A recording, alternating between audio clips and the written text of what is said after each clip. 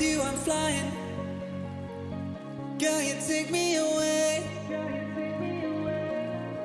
No point in fighting, 'cause I keep loving you, babe. Ooh, you're never burning out. The fire is alive in your soul. Ooh, you're like the moon and the stars, and it's keeping me holding on. Don't leave till the morning and keep me falling. My heart keeps running to stay the whole night. You feel it, it's sexual healing, so don't be leaving to stay the whole night. Sexual healing? Alright.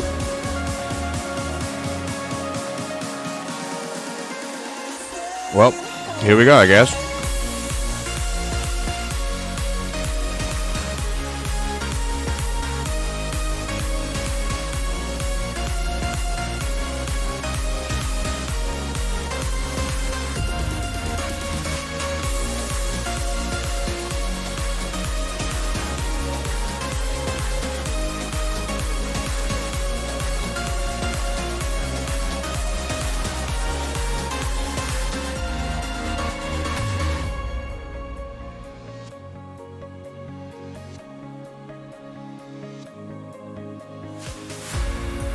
With you I'm flying.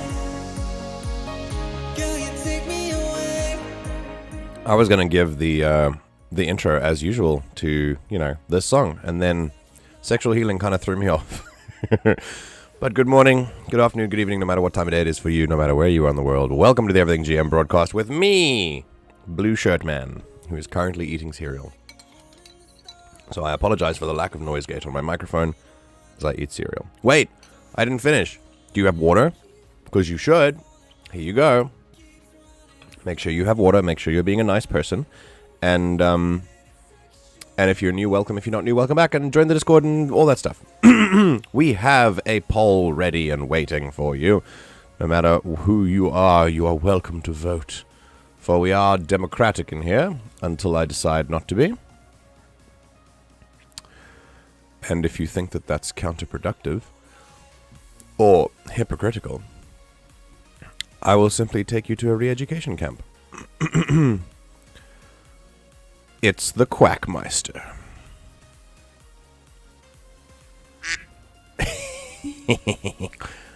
Hello, Ash. Yes. Hello. Happy weekend. Although to you, there's not much of a difference, is there? It's just another day. That's quite cool. I quite enjoyed those times. They weren't that long ago. I've only been working for wait a minute. I've been working since March. The month of March. April, May. That's my 4th month? What the hell? That's stupid. Time is stupid. How are you today, Ash? I'm good.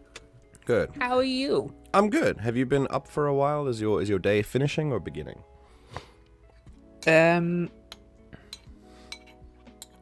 I'll say probably finishing. Okay. Though I will probably be here until the end, so That's fine. That's on you. What? Am I just too entertaining for you? Is that it?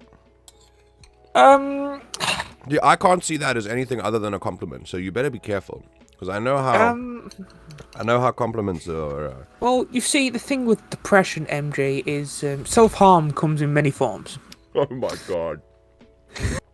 Oh my god. Now is it a good thing? Are you Michael John? God, don't make me use your real name. Oh don't know my real name. Oh my god. Yes, I do. You told me. Oh shit. I don't know your family name. You could tell me now. It's only us in here. No, it will be a mystery. Something tells me Ash has a slightly off normal family name, like Smith with a Y, or maybe Baker Something that's like just off the, you know, Baker is, you would think it's fairly normal, but like, you don't know, I don't know a lot of bakers. But like, yeah, I don't know. Everyone, put in chat what you think Ash's family name is. Well, I do think I'm literally right here, and yes, I know you're here. That's what. This is part of the joke, Alfred. I know you're here. I know. I'm aware. And how are you? What are you doing out of 10 right now? What's your score out of 10? Also, don't think I need to go back to this. I'm not like I'm not over the fact that you called my company another form of self-harm for your depression, which is something that I think I'm going to sit on for a while. Thank you, Ash.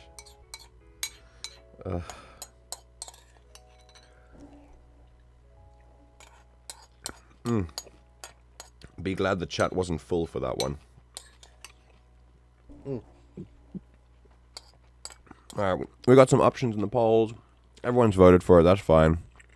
Probably a solid 3. Yo. Tell me about it, man. What's got you so low?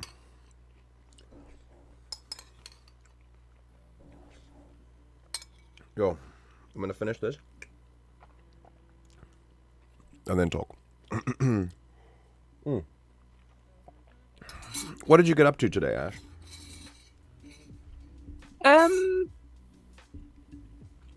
Oh, I tried out the demo for Lies of P. I'm gonna need you to spell that for me. Lies as in Lies as in Lies. Yeah. Of P as in the letter P. Ah, okay. Because cool. it is kind of like a Clockwork Punk, like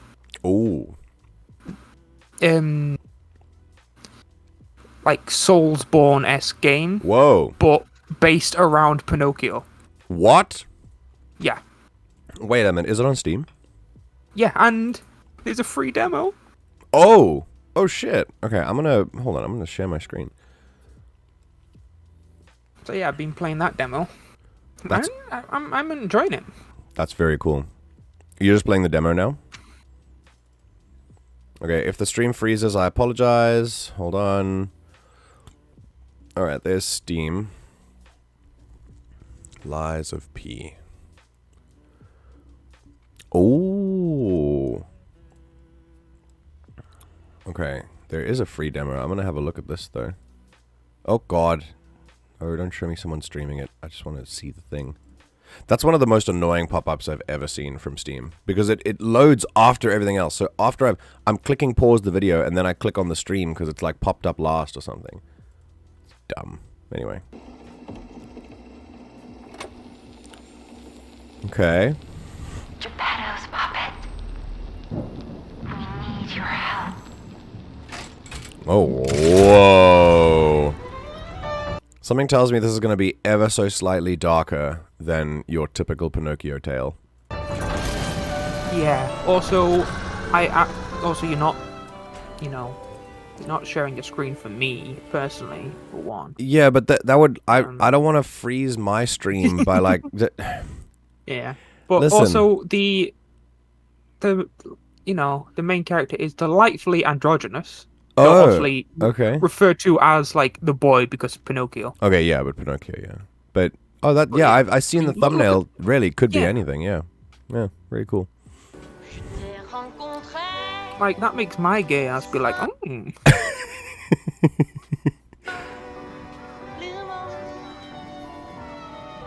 do be looking like a lady, you know. Awesome. That's awesome. I love how they've got like a cybernetic arm kind of thing as well. Yes. Whoa. Hello. Oh god, are these all the things you gotta fight? Oh no. Oh god, that's awful. Oh, and the weapon system is kind of interesting as well. Wait, because who's the girl? Oh, that's Sophia. She's like the like Firekeeper from like Dark Souls. Like you use her to level up and shit. I think you're mispronouncing mommy, but you know that's just me. I mean, yes, that as well. But yeah, the weapon system is pretty cool because you have, like blades and hilts. Oh. So the hilt mainly determines, I think, what the weapon, like, what skills the weapon scales with and its moveset. Yeah, okay. And then the blade determines, like, the kind of damage it does. Okay, cool. That's interesting. Do you get, like, different animations for, like, different styles and stuff? Like, different sets? I think no matter what, like, the blade is, the hilts have the same animation, like, set no matter what. Yeah, but, like, if you change the hilt, does the animation set change? Yes. Okay. So if you put, like, a blunt weapon, like, head on the rapier hilt, you still use the rapier moveset. Ah, okay, yeah. Whoa, there's someone playing the piano. Oh god, that's terrifying. Bruh.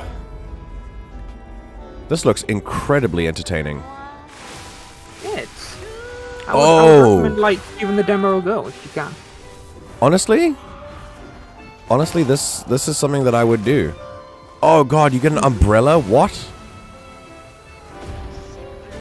I don't think in the demo you do. Okay. I think there's only 4 weapons in the demo. No, 5 from what I've seen. Nice landing, but let's not make it a habit. So I have to say, making the game called The Lies of P is very cool because Pinocchio is all about lies. Yeah. And also note that like the writing is very scrawly and like it's got trails and stuff to show like, Pinocchio's nose generally gets longer and stuff. Mm-hmm. What a cool take on Pinocchio. That's awesome. I'm gonna check out this demo later for sure. A fun thing about the loading screens. Oh yeah. Instead of loading, it says lying. Lying? And in the bottom left corner, there's like a cameo, so like, side profile silhouette of like the character you play. Like one of the like clockwork keys, like turning behind them. And their nose is literally the loading bar. Oh my god. Stop. So the nose gets longer and it says lying and That's so cool. I feel like the developers would have had a lot of fun with the concept of Pinocchio for sure. Yes. Do you think like does Pinocchio's nose, does like the character of P ever, like does their nose ever grow longer? Have you ever like had a nose experience or anything? But there was at least one opportunity so far in the game to lie. So something might happen. That might be a mechanic. I don't know if their nose will literally get longer. Okay. But it might inflict something in the actual game. I don't know. Okay. Alright, cool. Alright, give me a second and then I'll read how Alfergs is doing. Because I haven't forgotten about you. I promise. Hold on a second.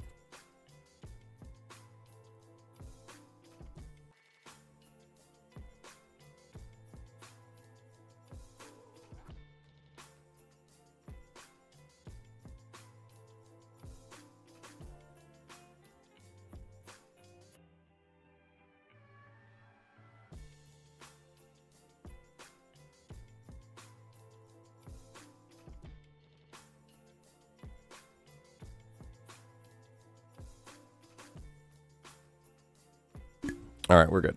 There we go. Alright, Alfergs.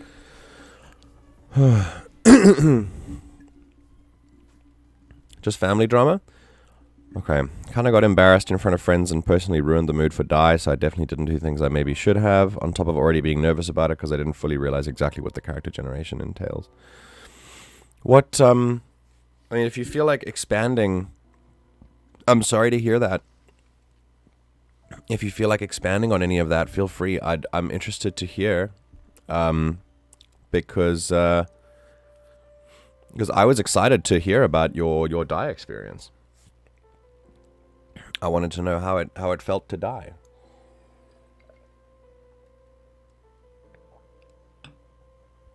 I'm sorry that happened. Did you feel like your with the die itself? I mean, you can talk about the family drama or the die thing, but I'm so sorry that happened. Did you what was the die on top of the embarrassment? Was the die thing like part of sort of an expectation that you weren't expecting, or were your expectations maybe a little bit too high? Did you hype it up a little bit and then it kind of fell flat and that sort of increased your disappointment because it wasn't as amazing as you expected it to be? Because sometimes that can happen. I don't have a lot of the context, but that is something that often happens. We get excited about new stuff and then we run into problems that we didn't expect about them, and they suddenly seem less cool and exciting in the moment because we feel like we're not. We feel like that we are the reason for the thing that's happened. We're the reason for the unexpected expectation that's come up because we didn't like prepare well enough in advance. Sometimes that can happen. I know I'm kind of getting ahead of myself because I don't actually know the full context of your situation, but if that is anywhere close to the case, then just remember that it's okay. Like, this stuff is perfectly fine. And you're not gonna go into it perfect, you know. But yeah, I'd be interested to know what kind of character generation you were like not expecting. Hold on.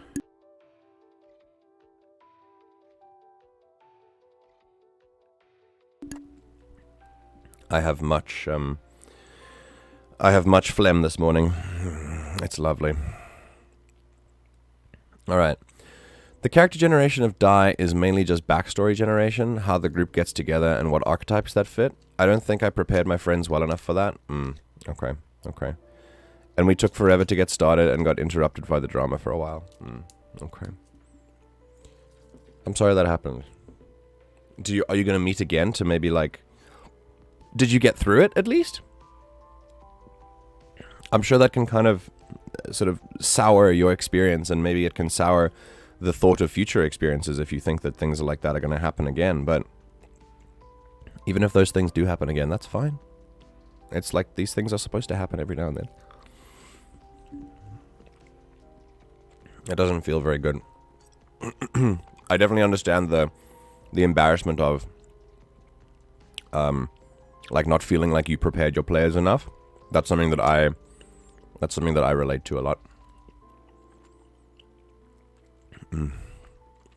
Who's the third person in here, by the way? Interesting. Me. Wait. It's been Ash and Ash 2 all along? Yes, I am that powerful. Shit. I always suspected. But I was never sure. Yeah, it's going to be a couple of weeks though, probably, but it should hopefully go over better next time. Good attitude. I think so. I don't see why you shouldn't sort of feel good about the next one. But I'm sorry about the one that happened now. That's go away, bug. You know, it can kind of it can really ruin a day, you know. I think when it comes to expectations, we like to think the higher the roller coaster goes to anticipate, the further you have to fall. But the difference in that metaphor is that it lets if something disappoints you, if you treat it like a roller coaster, you surrender control. And the thing we need to realize is we do have control over this. There is a we can make sure that if our expectations are not met, we are not incredibly disappointed, you know? That's definitely a skill, for sure. That's definitely something to like work on. But it can help because it lets you get really hyped about things without having the fall that comes after if you are disappointed by an expectation that was maybe too high. But yeah, listen, all of this stuff is completely natural. And I'm sorry that it happened, especially like in conjunction with whatever family drama you're going through.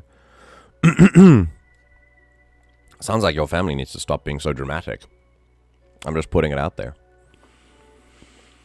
Okay, we got 3 votes, and I'm not gonna lie, I'm fairly certain. I don't know what I don't actually know what we voted for because I haven't checked out the votes yet, but we'll see. We've been live for 25 minutes, so I'm gonna end the poll for now, and let's see what's going on. Ooh.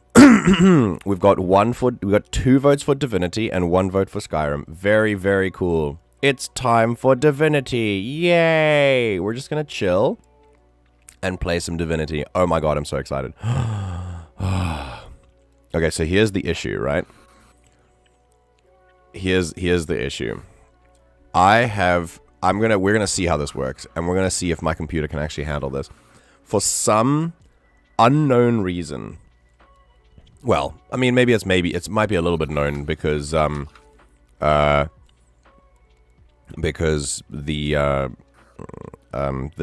using a lot of mods for Divinity, but for Divinity, when I play it, my computer like gets hotter than it did when I played Jedi Survivor. I'm not even kidding. Like, I checked the temperature. It's hotter than it was when I played Jedi Survivor. Like, my keyboard gets hot. And I'm like, what? What is going on? I don't know why. I have a feeling it has something to do with the mods, but the way that the engine runs, it must just completely tank whatever my PC is trying to do. Also, my PC refuses to install the .NET framework as well. It needs to install like the .NET framework for like 3.0 and 3.5, and I install, and it just says it can't be installed. So I'm like, okay, sweet. I guess I'm not going to do it. I can play the game fine. So because I have the .NET 4.0, which is the newer one, so that does take over. But yeah, it's an interesting one. All right, you don't even understand. Literally, everyone side of my family is being dramatic right now, and I don't feel like I really have a safe space to vent other than friends. But I don't want to put that on them because I either don't know them well enough or it's just not something I want to tell them. I get you. Well, look, obviously, I'm going to do the thing and offer this community and or myself personally as an outlet for you for sure. I'm very, very happy to listen to anything you have to say. No matter what kind of friend you need in the moment, I'm happy to be that one. So if you want to talk about it here now, or if we can stop and just have this, and you can share if you feel comfortable, or if you want to take it to DMs, I'll drop you a DM afterwards, and if you're comfortable, we can talk about that later. Whatever you're happy with, I'll wait for you to choose before we go on. But I feel you.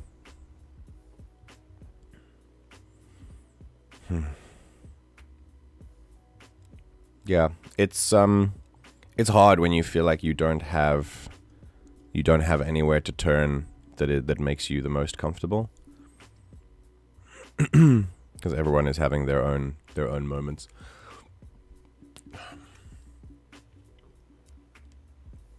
Damn it, bug is too small. On the plus side, this you're gonna see the cool. You're going to see the cool game that I was talking about in general chat, and we'll get to actually decide. I'm wondering whether I think I'm going to play. I'm wondering if I should be starting a new game or if I should be continuing the game that I did play. Because I got a little bit further. I think it would be cool to start a new game, and we can like choose something to do. Ash, you've got to get your Divinity cap on. You've got to help me decide what classes to play. Oh man, like what skills to do. No, I would offer to play with you, but I don't want to lock you into only playing if I'm here. You know? Oh no! But then that'd be awesome. Actually, that'd be cool. Because I could always. You've played the game, right? Have you finished the story yet? I don't know. I can't remember if I have. I don't think I have finished it. Okay. We can play. I've definitely got to like the final area. Yeah. We can. I'd love to play together, but we then have you then have to have the mods that I have. So if you like, you can grab if you want, you can grab the mods and then we can play together. What do you think? And then if you are, I know you don't want to lock me out of like when you're not here, but you know, you could always just create a character that you're comfortable me playing a little bit more of when you are not here. But also remember that I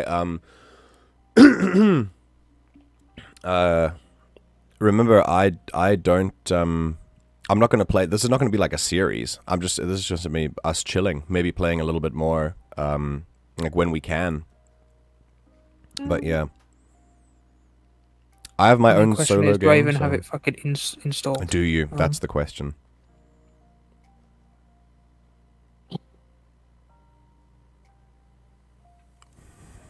Oh, I don't. So never mind. Feels bad. All right, it's fine. I'll play by myself. I mean, even then, I think I might be able to hop in an ongoing game and just be one of the NPCs. You could do that. That's awesome. So, I mean, you could just do that install in the meantime and like drop in as an NPC. That'd be great. Especially because I'm modding the NPCs and you can drop in as any one of them because I've modded the game so that I can have all of them and experience all of their stories. Yo. It throws balance out the window, but it is fun. Like, and you would think that it throws balance out the window in favor of me, but sometimes not, because you have to spread. The game is designed to gear up 4 people, not 7. So as soon as you have 7 people, like, it starts gearing them up a little bit less powerfully. So I have to have mods like that increase points that you get every level just so that we can be okay, you know? Right. I'm not sure, honestly. Excuse me. Probably not really in the headspace to talk about something like this, but thank you for the offer. Fair enough. Completely valid, my dude. Don't worry about it. Again, like I said, at the end of the stream, just because it's been a few hours, I'll drop you a message just to check on you, but you just hang in there. Cope with it however you feel comfortable coping with it. Even if that's right now, watching a cool little RPG. Now, here's the question. Ash, I'll still need you to be in Divinity Brain. Do I play... So right now, I've played, like, a little bit of one character. I kind of want to keep it as a... I kind of want to keep it as my own, like... So I can either play a full new game where every time I come back to Divinity, I just play this save, or I keep playing my game and then just kind of play snippets of it when I'm playing it on stream, and then I just play the rest of it offline as well. Either of these things sort of do different things. I'm kind of leaning towards more making a new character just for the stream so that I can keep my single player experience single player, just so that I can have like my own time to do it. Yeah. I would say maybe that. Okay, cool. Let's do that. Right, so we're going to experience this game together. It's so fun. I freaking love this game. So let's get into it. Goodbye, music. And finally, Alfred gets to see exactly what Alfred get to see exactly what I was talking about when I named like 700 classes. We'll talk about it now. Hold on. All right. Ash, I got a lot of classes. You might have to help me choose. Well, first of all, we basically have to choose, am I going to be now in my single player experience, I am a finesse intelligence build. My character idea is someone who is, first of all, this music is amazing. I just need to share my screen. Come here. There we go. Yeah, how far have you got in the game before? Oh, just at all? Yeah. I'm firmly in the second area, and I think I almost finished the second area. Okay. I was like on my way to Arcs when I stopped playing. Yeah, because God, without really like spoiling anything, there's a section where it's basically like a race. A race? Yeah, where you can, you know, kill everything and move on, or you can just like fucking race like for an objective. Oh my god, that's awesome. And I had a character while playing with some friends where my speed and action points literally let me get to the end in one fucking turn. Like I just used one of the like teleport abilities and just sprinted the rest of the way. That's incredible. So good. think it was a teleport ability to get down from a ledge. And then, because I was playing as a scoundrel, they also have an ability which lets them teleport to someone and backstab them. Yeah. So I did that as well to get further, and then I just ran. Amazing. That's awesome. How far into the game is that? That's the end of the third area. Oh, okay, cool. So, like, third act. The second area is freaking huge, though. Mm-hmm. Okay, so... Third, I would say not so much, but there's still quite a bit to do. Okay. Alright, well, once the game is started, I'm going to move, like, my camera in the chat and everything just to see, but we'll keep it here for now. So, welcome to Divinity. It's a game where... If you, I mean, it's just D&D in a video game. You basically have a party of adventurers, and they each have their own very intricate and cool backstories that all connect with each other's. And there's one big backstory that connects all of you, and you basically make your way through the world with different powers and abilities to get you through. But the way that it's like D&D is the fact that this game has mechanics that you may play the entire game never experiencing, because they've thought of pretty much everything. If you want to do something, you can be pretty confident that you can do it, and there will be a consequence for that. It's amazing. Like hammering nails into your shoes. Yeah. Like you could... So, for example, well, first of all, the crafting system is incredibly intuitive. You can craft pretty much anything, and you can use your brain, and it'll kind of make something for you. It's really cool. The sort of... I think one of my favorite parts about it is the interactions with NPCs, and how they're so dynamic that if you interact with one NPC before another one, the interactions might be different if those two NPCs are connected to each other, and you've had an effect on one. If you kill an NPC at any point in the game, they're gone, and anything that is connected to them either becomes uncompletable or affected in some way as well. It's in a way that the developers have considered. It feels like a game where you could just do anything you want, and you can just live in it and experience it like that. It is so freaking cool. I think when it comes to the personal character stories, there is always a way to advance it. Yes, yeah. Because they've created side 7. And stuff side quests and stuff you can literally lock yourself out of if you kill the wrong person. Yeah, because exactly. Maybe you stole something 30 minutes ago, and then someone's like, "Oh, let me check your bags." Yes. And then you get into a fight. Yeah, exactly. It's so cool. It's so freaking cool. I love this game so much. And we're then gonna to avoid that, you just steal it and send it back to the ship immediately. And what I've got is and in addition to this, they do offer mods. There's a thriving mod community.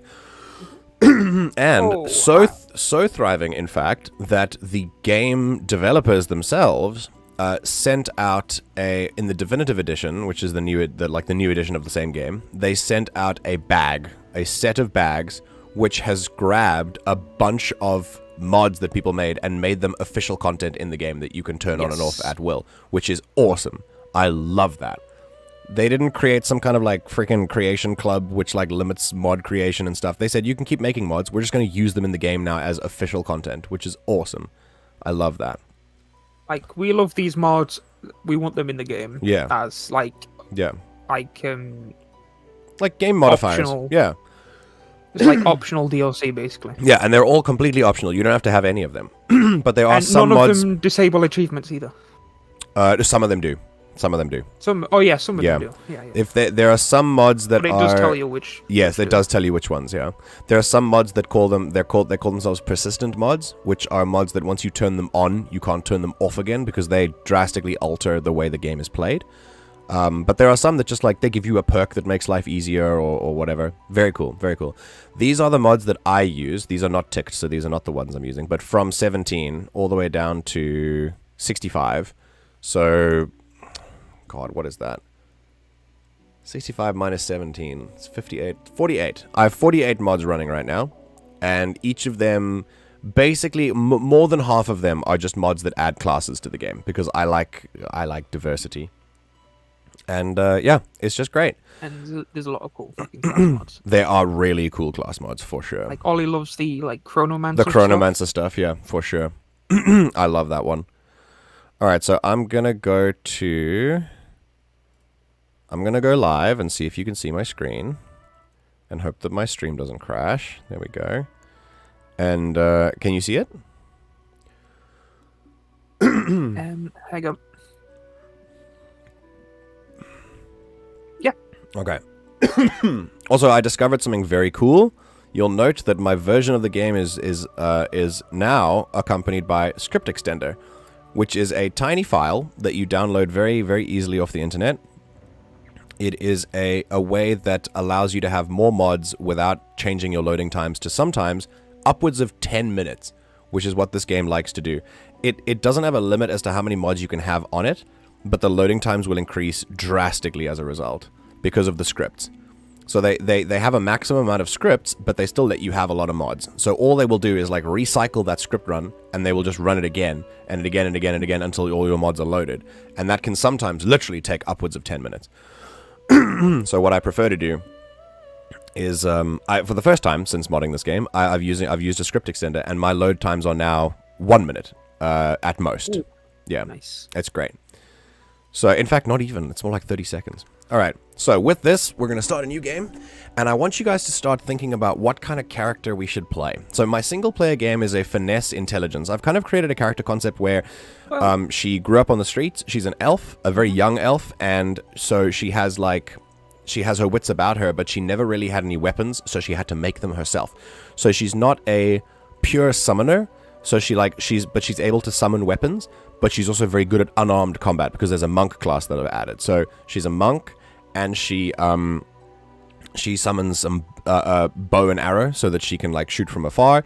Basically, I'm trying to make her like adaptable to a lot of different combat situations in a way that suits that character. So that's what I've got for her. I want to do something different for this one. It's kind of the fun thing about being able to have all the companions, because then you don't have to worry about what role your character fills. Yes, exactly. So I can fill all needed roles with all the others. Yes. So basically, we don't have to think about what is needed for the campaign, because I'm going to have 6 party members that can each fill their own roles. We will have an abundance of roles to play. So there will always be a sneaker, there will always be a frontline tank, there will always be a spellcaster. So we can just do whatever we want. So start thinking about like what kind of character would be cool. And I can't remember which class mod it is, and I don't know if you got it, but there was one that tied into summoner, and it involved like fucking like eldritch parasites and shit. Oh, wait, eldritch parasites? Yeah, like you like implanted parasites into people, and you could like make them hatch and like fucking burst out of them, or they would when like the person dies. I never did. I don't think I have that class, but I never did. I did that once playing with Ollie, and he fucking hated it. It made him like, that's like, awful, dude. That's absolutely awful. It was fucking great. All right, so there's story mode, which is just you're here for the fun and the fantasy, not for a rigorous challenge. So this is very, very easy. This is just for fun. You could do the game yourself and be like hideously underleveled, and you still have a great time. It's very, very easy. I've tried it before. It's not for me. Power fantasy mode. But it's very, very easy. Yeah. You prefer a fair but forgiving adventure. This is kind of it's like slightly easy, but it's still like a little bit. It's a little bit more difficult than story. Classic mode is the way the game is meant to be played, like originally. There's a lot of challenge in it. You have to think, but it's not like impossible. And then you have tactician mode, where now remember this game is top-down D&D, right? So it's turn-based. People have hit points, and like you've got action economy and initiative and all these things that you have to think about. And in tactician mode, it's the enemies are like other players that you're fighting against. It's wild. It's crazy how difficult it is. Also, please tell me you've also got the mod which stops every enemy like knowing shit like Fane's undead, so they all cast healing magic on him. I think. Wait, is that a thing? Yeah, because I don't think I ever had that issue. No, yeah, because like every single fucking enemy, like they all know everything about all of the characters. Oh no. Like undead characters, if you're like, as far as the game's concerned, if you're covered head to toe, people aren't supposed to know you're undead. Yes. Because otherwise they'd go apeshit when they see you. Yeah. The enemies apparently know, so they will cast like fucking regeneration on you if Oh you're undead. no. I don't think I have that mod, but I think it's too late now. We'll see what happens. So tactician mode is like really difficult, but there's also what we call honor tactician mode, which is basically tactician mode, but with one save. So if you die, you die. That's it. So yeah, it's really cool. It's got lots of different ways to play the game, and and yeah, Yes. we're gonna go classic. Like someone I subscribed to on YouTube did a full playthrough on honor mode, like solo, like Oh just no! companions, How? and he fucking did it. Oh it my was, god, dude! His character was called Beast the Savage because he played as Beast. Beast the Savage, hell yeah! Yeah, and literally it was a basically kill everything playthrough. Oh my god! So every NPC as well. Wait, what? Like, yeah. Oh no! And it was a fucking ride. That sounds amazing.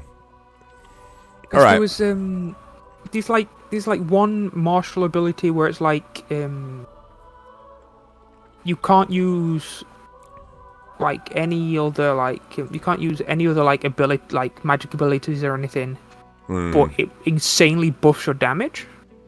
Ah, okay. Oh, would like. Is this like a skill that he used? Yeah. Okay. And Did he use any mods for this, it by was- the way? no unmodded. Oh my god. I think the only time he used a companion was one of the like, like random like no-name NPCs you can like hire, and that was just to like solve a puzzle. That's awesome. Literally called her like stand on switch girl. Stand on Switch, girl. Yeah. Okay. So, I'm not going to play the origin stories of... So, there are actual, like, fleshed out NPCs. Like I said, the companions you have their own backstories. But what's really cool about this game is that at any point, you can start a game where you can play as them. You can play as them solo. You can play a group where it's just two of them. You can play a combination of all of them. You can choose what kind of story you tell in this game. It's amazing. I'm going to create my own character because I like that. But if and this means that I'm not gonna go through all of them because I don't want to spoil it. So when we get to them in the game, we'll learn about them. But basically, yeah, they've got very interesting backstories. You've got Fane, who's an undead. You've got Losa, like a bard kind of character. You've got Beast, a sailor. You've got Ifan, who's like a hired killer. Sabil, not quite a hired killer, but a killer.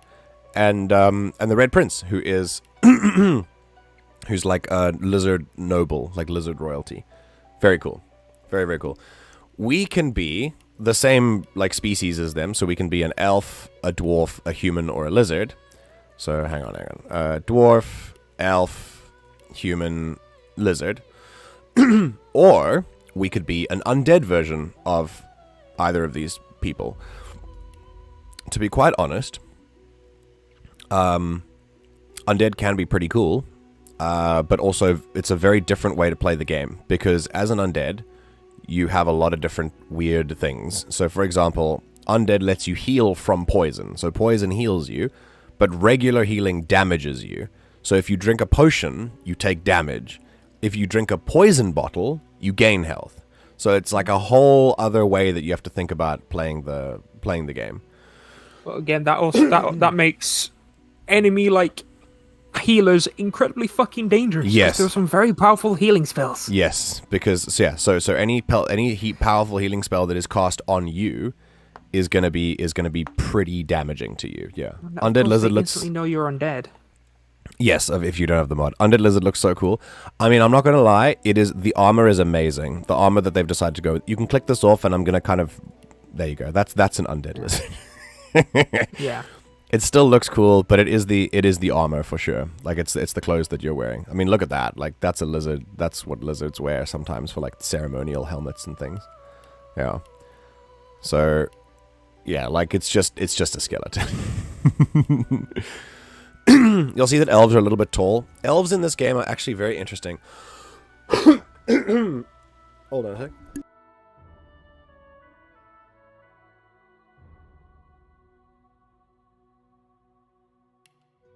Okay. So elves in this game are actually very interesting. It got so derpy. Yeah. The normal lizard looks like metal as hell. Like, look at that. That's freaking awesome. Yo. Alien Queen vibes. You're right. Female lizards, no titties. Which is... Yeah, which is great. No. We love that. We love biological accuracy. It's great. But yeah, this is an elf. Oh, God.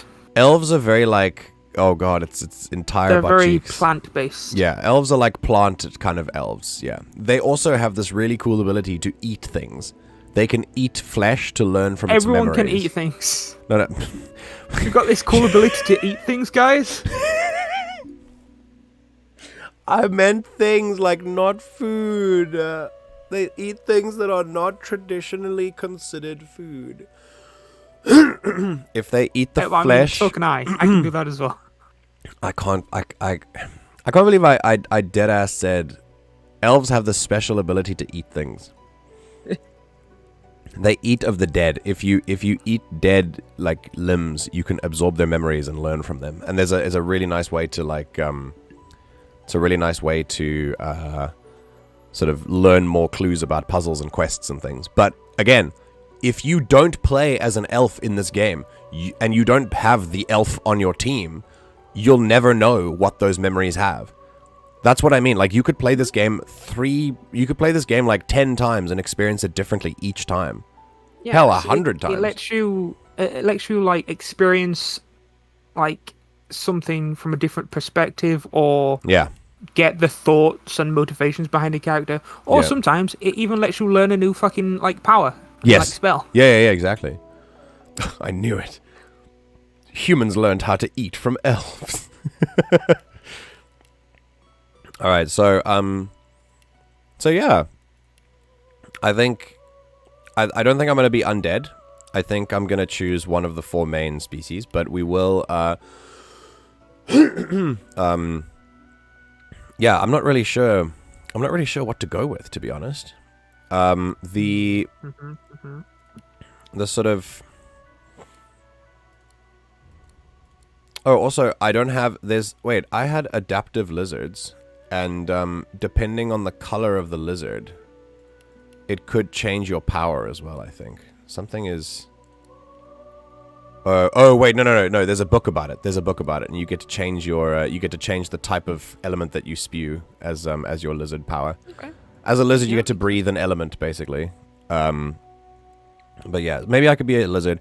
A human is pretty stock standard. There's really like nothing special about them except for they can think really well.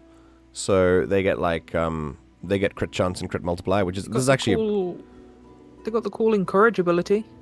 That is pretty cool. That encourage does increase. Well, I never thought of it as like an amazing ability, but it's a good edge in the beginning of the game at least. Lizard or reptile, anything is a good choice. All right. It's great to use if, like, you know, it's off cooldown and you're gonna have like 1 point to spend after like your planned action, so you might as well use it first. That's true. Yeah. Okay, there's an or like if your first turn is just mostly like getting into like range or like a good position, you might as well use it. Yeah. God, that's so cool. That's an awesome outfit. Okay, hang on. That's awesome too. I don't know. Humans don't know how to eat things. Apparently, can't be too smart. Am I? Well, they know how now because they learned. Yeah, the elves. Yeah, the elves told them. You know, that's. Yeah. Go away. Lizard's not a bad idea. I quite like lizards. Problem is now, what do I? Yeah, I could be a lizard. So, what are we thinking in terms of skill set? Are we thinking like... I forgot the most important thing about the races as well. What? Lizards You can dig with your fingies. Oh yeah, you've got sharp fingies, so you can dig. You It's don't great. need a shovel, so you can dig. Yeah. Undead can use their bony fingers to lockpick. Yes, undead don't need lockpicks because they can use the fingers. Dwarves are small. Is that their Literally superpower? Yeah. They're just small. They can get. There are some places where only like Yeah. a dwarf can get to as like a shortcut or something. Mm-hmm. Yeah. So each of the races do have their own their own benefits. Except for humans. Yeah, except for humans. Humans are stock standard. Humans yeah. are just humans. Yeah, humans. you know. It's just a dude. Yeah. So what do we think? Are we thinking lizard, human, elf, or dwarf? What's your vote, Ash? Well, first of all, I obviously vote for a female. Oh yeah. Okay. We'll go for a woman. Very Or cool. this female. They look so sick. too, Scaly don't and me they? is. What does she look like without the armor? Real quick. Just if I say, No. fuck. She saw that and she covered up. Jeez. Oh, that's even better. Keep the mask on. That's just the mask. That's Hey, baby, what are you doing? What are you doing tonight, huh? She's What that staff do? she's staring at you from underneath the mask like, please hide me. Yo, so you got a cloaca or? Oh god. Give a human to fish, they die. Teach a human to eat, they live. Yep. An elf, probably. That's a. Oh god. Oh, that female is. Hold on, dry throat. Need to get a drink. Jesus, why are you calling them females? That female. Oh god. That lady. All right. Well, this is a lizard lady. This is an elf. This is a human lady. I would say lizard or elf. This is an elf lady.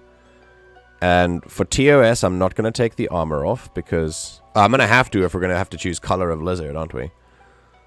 Because literally, I mean- elves are naked except for leaves. They have titty leaves and then like crotch You leaves. You did it for the man elf. Wait, I did, didn't I? Shit. Mm-hmm. Okay, it's fine. Wait, hang on. Do male elves? And for the man lizard. Wait, did I? Oh, but the lizard has like armor plating and stuff. I don't know. I was specifically talking about the elf because my character my single player character is an elf, and it's just like, wow, that's a lot. All right. You just don't want to admit you've got a nude mod installed that you forgot about, huh? I don't. Chkung. Oh, actually, it's super Oh. badass. It looks Yeah. like she's got like sort of armor plates. You could just walk around like this. It feels like you're fine. Also, can we just acknowledge that you really don't want to get kneed by her? Because Yes. that looks really painful. Yeah. Okay, cool. All right, So so maybe you really do.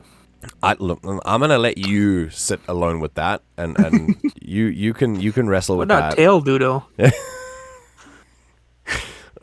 It's prehensile.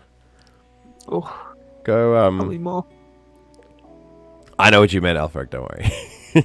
So, Ash, I mean, if you want to install the game so long, you can jump in as an NPC if you want. To most, lizards are as exotic and mysterious as the ancient empire itself. The outside world knows them as warriors, philosophers, and slavers to be respected and feared. Yeah, the lizards are, usually the non-human race is the one that is enslaved, but they've kind of turned it on its head for this trope and made the most outlandish species the one that is like, the enslaver. So they get Dragon Blaze, which is like your racial ability. And you can spray whatever you want, basically, according to the mod that I have, depending on like, you know, what color you want your lizard to be, I guess. And then this is your source ability. Oh, we're gonna get into source. We'll get into it. No, You'll learn as you play the game. It'll be fine. Only 2 lizards get the special red color. Oh, true. We actually can't. I don't think we can be red here. No, you can be like shades. Yeah, like, there's no. you know, There's no like- bright red. The only there's character. no actual red. The only character who can be red is this guy, the Red Prince, and like he's Technically, these 2, but yeah. I mean, yeah. red. Spoilers, there's 2, but this Yes. but this guy is like one of the few red lizards that exist, right? Okay, here we go. Lizard, I think he's. female. I think it's mostly believed he's the only one that Yes. exists. Yeah. It's very, very rare, and All right, so hello. Let's choose a skin color. Right, now this is kind of related to sort of how we want to, like, what kind of character do we want to make? Do we want to make a strength-based character, a finesse-based character, or an intelligence-based character? I'm quite a fan of spell slinging, because I've got a lot of abilities that do spell slinging, but I'm also a big fan of, like, finesse stuff, so like sneaking and sort of backstabbing. But I think if we're going to play a game on stream, we could either... I do have a lot of classes for strength, though. You'll see. Let's have a look here. If I look at the preset, basically, you've got your attributes, which are your ability. And I don't actually have 3. I have 13. Hold on a sec. If I go to one of the main, like... hold on. They're lots. Don't worry. They're lots. We'll get there. We'll get to all of them. There. hello, succubus. There. Fighter. See, there's a succubus, yeah. So I've got... No, we will not be playing a succubus. Did you know succubus is not inherently like a female? Oh, yes. Yeah, I figured they were just, like, completely gender neutral. Because succubus just, believe, simply means just to, like, lie beneath. Oh. While incubus is, like, to lay on top. Are you telling me the succubus is just the submissive and the incubus is the dominant? Yeah. If you're a bottom, you're a succubus. Finesse or even if you're a power bottom, yeah. Yeah. Finesse or spell slinging. Okay, so first of all, like, even though I don't usually play fighter characters, just look at this. Now, bear in mind, this is top. Gorgeous armor. This is top level armor, but it's still freaking also, the awesome. armor is different depending on race as well. Yes, yeah. It adapts differently to your character. It's very cool. So yeah, that's awesome. Now we do have 12 attribute points. I have a mod that increases that. So Ash is a succubus. Yeah, Ash, are you a succubus? I mean, I'm a switch, so I'm you're a switchubus. I'm just a cubus. You're a cubus, yeah. The cube. I'm just, you know. You're just a cube. Yeah. I mean, my Final Fantasy character did get called a sex demon, so. Oh, cool. Very cool. You know. All right, so all of these attributes, basically strength, finesse, and intelligence are your 3 like skill attributes. They determine the kind of class and they inform the class abilities that you have. Strength is obviously physical strength, finesse is like dexterity, and intelligence is your magical strength. Then you got the 3 other ones. Constitution is your health. Memory is the amount of skills you can have. It's always a good idea to put a few points in memory, because then you can have more abilities. And wits is your critical skill.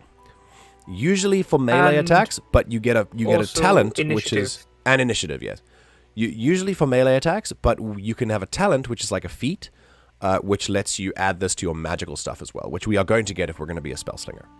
So yeah, there are really good options for all 3 of these attributes. Once you've chosen your attributes, you get the ability. You do get an ability to do. You can now choose your combat abilities, your skills.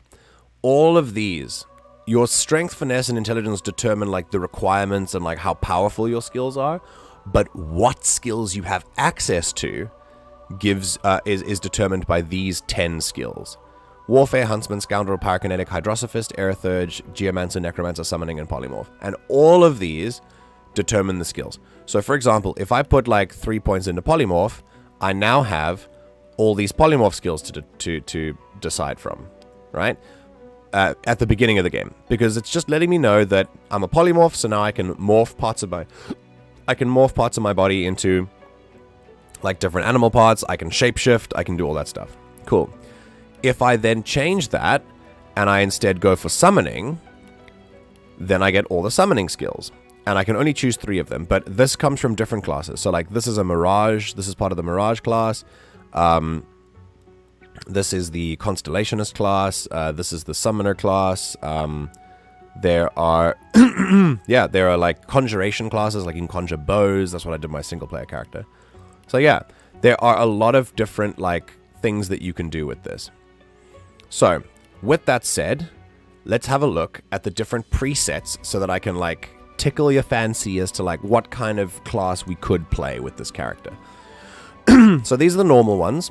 Fighter, Inquisitor. This is just a, this is not a showcase. This is more of a, these are the default classes. These just let you basically start with an already made character rather than customizing. But yeah, some of them are combinations and things like that. But what I will do here is, yes, the Electromancer and the Tempest. These are, the Electromancer is an Aerothurge, like a lightning class. Lightning Spellslinger. Then we've got Grove Tender Plague, Earth Mage, you've got Water Mage, you've got Ice Mage. These are all Water Mages. This is a Blood Mage. You've got Necromancer skills, which means you can just choose a bunch of like Blood Mage abilities. There are a bunch of other Necromancer abilities like summoning skeletons and like, death magic and stuff. There's Fire Mage. But remember, fire magic is not just hurling spells. You've also got some fire spells that can blend with melee weapons. Like you can put fire on your weapon and brand it to do extra fire damage. You can really do anything you want with this. So we can go pure spell slinging, or we can go spells with melee, or we can go spells with ranged. I'm not going to lie, I am a fan of pure spell slinging. It just depends on what. A Spectre. This is the first time, instead of seeing the default class combinations, the Spectre is a modded class. I've I've tried Spectre before. It's amazing. The Spectre class uses a scythe, and it basically lets you. Oh my god, that looks so cool! Look at that. God, Predator vibes. Spectre and like. Is it like Umbra or Umbral or something? Umbra, yeah. That one as well. The one that switches between Chaos and Order. Yeah, I think I went a mix of those two. Okay. So Spectre is basically, it's kind of a soul mancer. Like you target someone's soul, and the like abilities. A necromancer kind of deal. Yeah, but the abilities are amazing. They're so cool. So there's a Spectre. There's a Void Knight, which is someone who is more melee, but uses abilities of the Void. So like just pull out just shards of reality and throw them at people, or like create a little vortex in the middle of the battlefield and stuff. They're very cool. An Umbra is an assassin based on Corvus. What's his name in Dishonored? Corvo. Corvo, yeah. Based on Corvo from the Dishonored series. The Umbra is it's a series of assassin abilities that basically an upgrade from your regular scoundrel abilities. You can throw knives and stuff. You've got the Astronomer, which is kind of an upgrade from an elemental build. Instead of fire and water, you've got sun and moon powers. And they're both very, very cool. That's cool. I quite enjoyed the Astronomer. I could see like a good elf kind of character doing that. Yeah, definitely. Get your like fucking WoW night elf going. Yeah, for sure. The Chronomancer, a time wizard. Very, very cool. Just can just delete people out of time by desyncing them. Yes, the Chronomancer does a lot of it. Like you don't necessarily travel through time. You can manipulate time around objects or individuals. So you can basically Chronomancer is designed around buffing and debuffing. So basically making people faster, making people slower, and things like that. Very cool. A Celestial Wizard is someone who it's part of what we call the Constellationist class. You're using the powers of the stars and the zodiac signs, interestingly. So, the star signs. So there's Orion, there's Centaurus, but also you can summon Aries, Capricorn, Cancer, Virgo, Libra, Ophiuchus. And this is like a summoning class, but you can also, there are also a lot of, basically it's a summoning class where you summon like celestial star spirits, basically. That's a Celestial Wizard. Sounds like a cheater. Yeah, the Chronomancer just uses hacks. That's all it is. An It arcane. is very fucking powerful. It's awesome. An arcane archer, which is what I'm planning on doing for my single player character, which is gonna just be an archer who can conjure bows, but also a monk as well. So we'll see how that works out. I honestly most recently had a lot of fun with summoner archer build. Oh, nice. Yeah. It was real nice, That's especially because I was I started to get really into the crafting as well and making like special arrows and shit. Yes, they're very cool. There's a lot of utility that you can have with making different arrows. Yeah. All right, the Arcanist is something that I've always been very interested in. It's a new class. I haven't played it yet, and basically it's D&D wizards. So you're an academic. So you've got things like magic missile and slow, and you've got chameleon cloak, but you've also got I saw there was another power. Basically, I looked at the mod list for the mods like skill list, and on them is like pretty much all of the central like iconic D&D spells that you can use. Yeah. So the Arcanist is something that I've been interested in. We've got Death Knights. That's always fun. A little bit of Necromancer, but also with a sword. I mean, that looks like a metal-ass sword. Hang on, I gotta see what the... Okay, yes. Incredible. I mean, I think going Necromancer and Warfare is probably the tankiest kind of character to make. because Necromancer gives you health steal. Yeah. And the Necromancer abilities scale with strength. Because they do physical damage. Oh, true. Yeah. That's awesome. Have you ever played Phasmophobia? I have. I played a little bit with my friends. It was very scary, but I had fun. I know this seems unrelated, but my fiance is watching Markiplier play a similar game, and it made me curious. Yeah, no, I love Phasmophobia. I haven't played it in a long time, but whenever there were friends playing around, I'd be like, yeah, keep me in. Yeah. Okay, then on the other side of the spectrum, we've got Druid, so like nature magic, and there are a lot of different Druid magic kind of things we can do as well. We've got Eldritch Knight, which lets us like, you know, summon dark weapons and like, silencing strike. That's awesome. So you can strike an enemy and you can cause the next spell cast during the duration to be countered. Countered spells fail to cast, but they still cost AP, and they set the skill on cooldown. That's freaking awesome. Basically, it sets counter spell, which is awesome. So Eldritch Knight is like another spellcasting melee character. Then we got Monk. Monk is always cool. I mean, look at that. Like, the outfit looks amazing. But Monk, I've tried Monk. It's really awesome. You can use key points and stuff, which is really cool. And yeah, it's basically just a monk. Paladins, we've got entire paladin stuff. You've got smites and like divine sense and all the stuff you can think of in D&D. You've got it here. Shamans are like more nature magic and things like that. I've always been interested. Oh, it looks the same as the other ones. Okay, that's fine. Barbarians, they're their own thing. An elementalist is someone who just uses fire and ice magic. So like fire and water, and they just combine them. So that's pretty cool. And then we finally have the shadow magic. You can have Shade and Shadowmancer. Both of them are shadow magic. And yeah, basically this activates Shadow Form, increasing your damage dealt. When you reach 3 insanity, Shadow Form will be activated for free. And essentially, this relies on you going slightly insane and then becoming one with the shadows. So like ESO shadow magic, basically. Like Elder Scrolls shadow magic. I remember people trying to argue that that wasn't a thing, but then literally there's a class in the game that uses shadow magic. Yes. Dude, shadow magic is a thing. It's just the most... Shadow magic isn't a thing. It's like, it literally is. What do you mean? Dude, there's a whole thing. Class, literally. There's a whole Nightblades are shadow mages. They just use it in a way that like is so underpowered compared to what you can do with shadow magic that you don't go insane when you use it. Which is, I mean, it is great because there was a few vampire roleplayers that I was friends with that basically like. They basically made themselves, like, they were basically role-playing as the Sombra because of it. Okay. Cool. Interesting. Alright.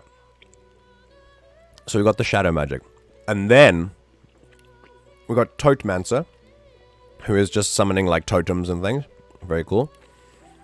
Beast Speaker and Shapeshifter, animal stuff.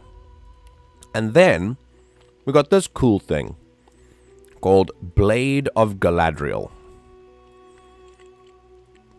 So Blade of Galadriel and Gravewalker are two of the really cool I wonder what they're from.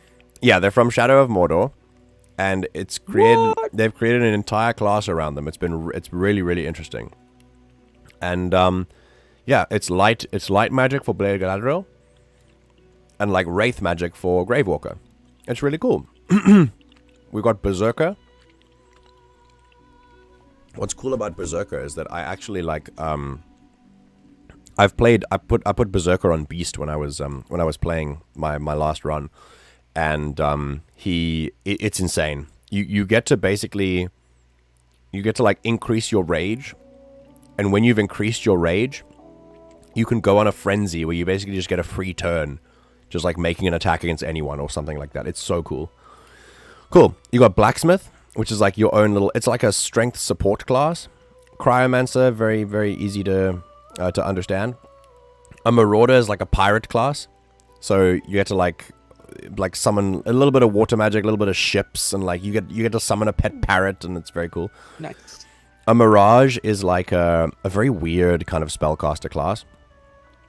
It's basically a kind of, I suppose, illusion. It's like an illusionist, basically. It's really cool. Priest, healer. Succubus, self-explanatory. A Valkyrie, also self-explanatory. And you can... Wait, no, go back. What are the abilities, though? Serenade. Lull an unsuspecting suitor to sleep, or daze them with a lullaby serenade. Send a kiss on a puff of air, clearing surfaces and making your enemies weak in the knees with air damage. Oh. Slip on your black leather and whip your enemies into submission. Okay. Yeah. Yeah. Oh. Okay. Yeah. It's awful. Sure. It's right. You can. This pretty cool. This is the one I prefer. You can be a Valkyrie, which gives you permanent wings, which is very cool. So you can fly. That's very powerful. It's very powerful. Yes, you can That is fly. very fucking powerful. Yeah. You can fly everywhere you want, and you throw spears and like you got Viking Fury and things like that. It's very cool. I'm a big fan of the Valkyrie class. You can be a vampire if you want. Yes, please. Vampires are awesome. They got really cool abilities. They're basically they're a strength and intelligence class. It's really cool. And you got Wild Fae, which is like a Feywild kind of druid class. Very cool. And then Tracker, which is more like a huntsman thing. And that's it. From then, that's about it.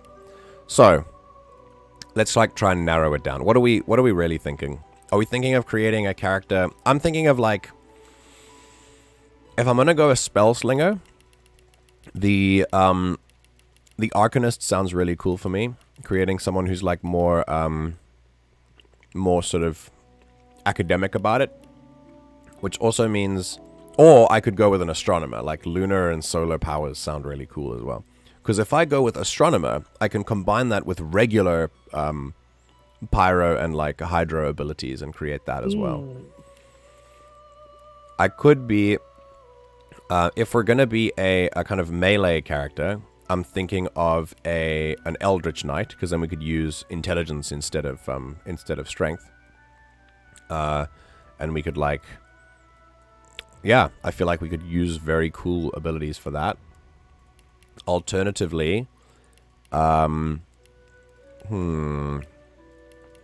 was one that I really enjoyed the idea of. It was, yes, I could be an elementist and an astronomer. Like if you have Arcanist with pyro, hydro, aero, you could just have access to all the elemental spells, which is pretty cool.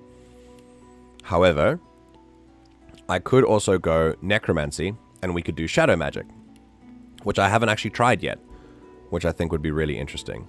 So I'm thinking either shadow magic or elemental magic, or I don't know if I want to go like full light magic and stuff. I feel like this would... Alternatively, we could go for illusion magic. Although, to be fair, pyrokinetic and is already part of that. So maybe we can get the access to that anyway. Or we could be, you know, like a Valkyrie. That does seem a little bit powerful, but we could. There is also a vampire. We could be a vampire. And particularly because we have intelligence, but then unfortunately... Ooh! We could be a vampire that does, like, shadow magic as well. Because we've got the intelligence and we've got the necromancer. Huh. What do you think, Ash? I mean, yeah. It's okay. Okay. So we got vampire shadow I'm magic. always down for a vampire. That's true. We could go vampire shadow magic. Okay, yeah, we got 3 options.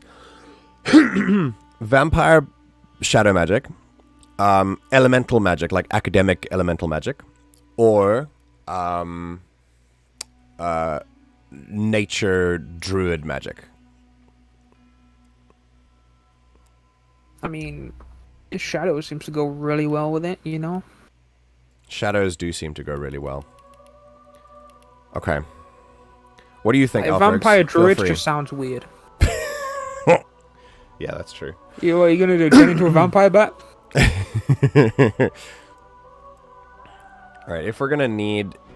What do you think, Alfrex? We're going vampire shadow magic, or academic arcane magic, or druid nature magic?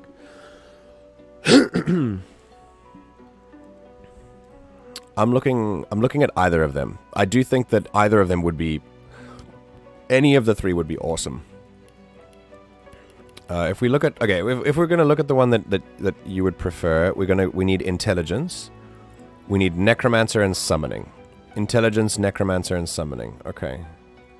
And the shadow skills... Oh, they're shadowmancy skills as well. That's awesome. Ooh, unearth corpse. Yo.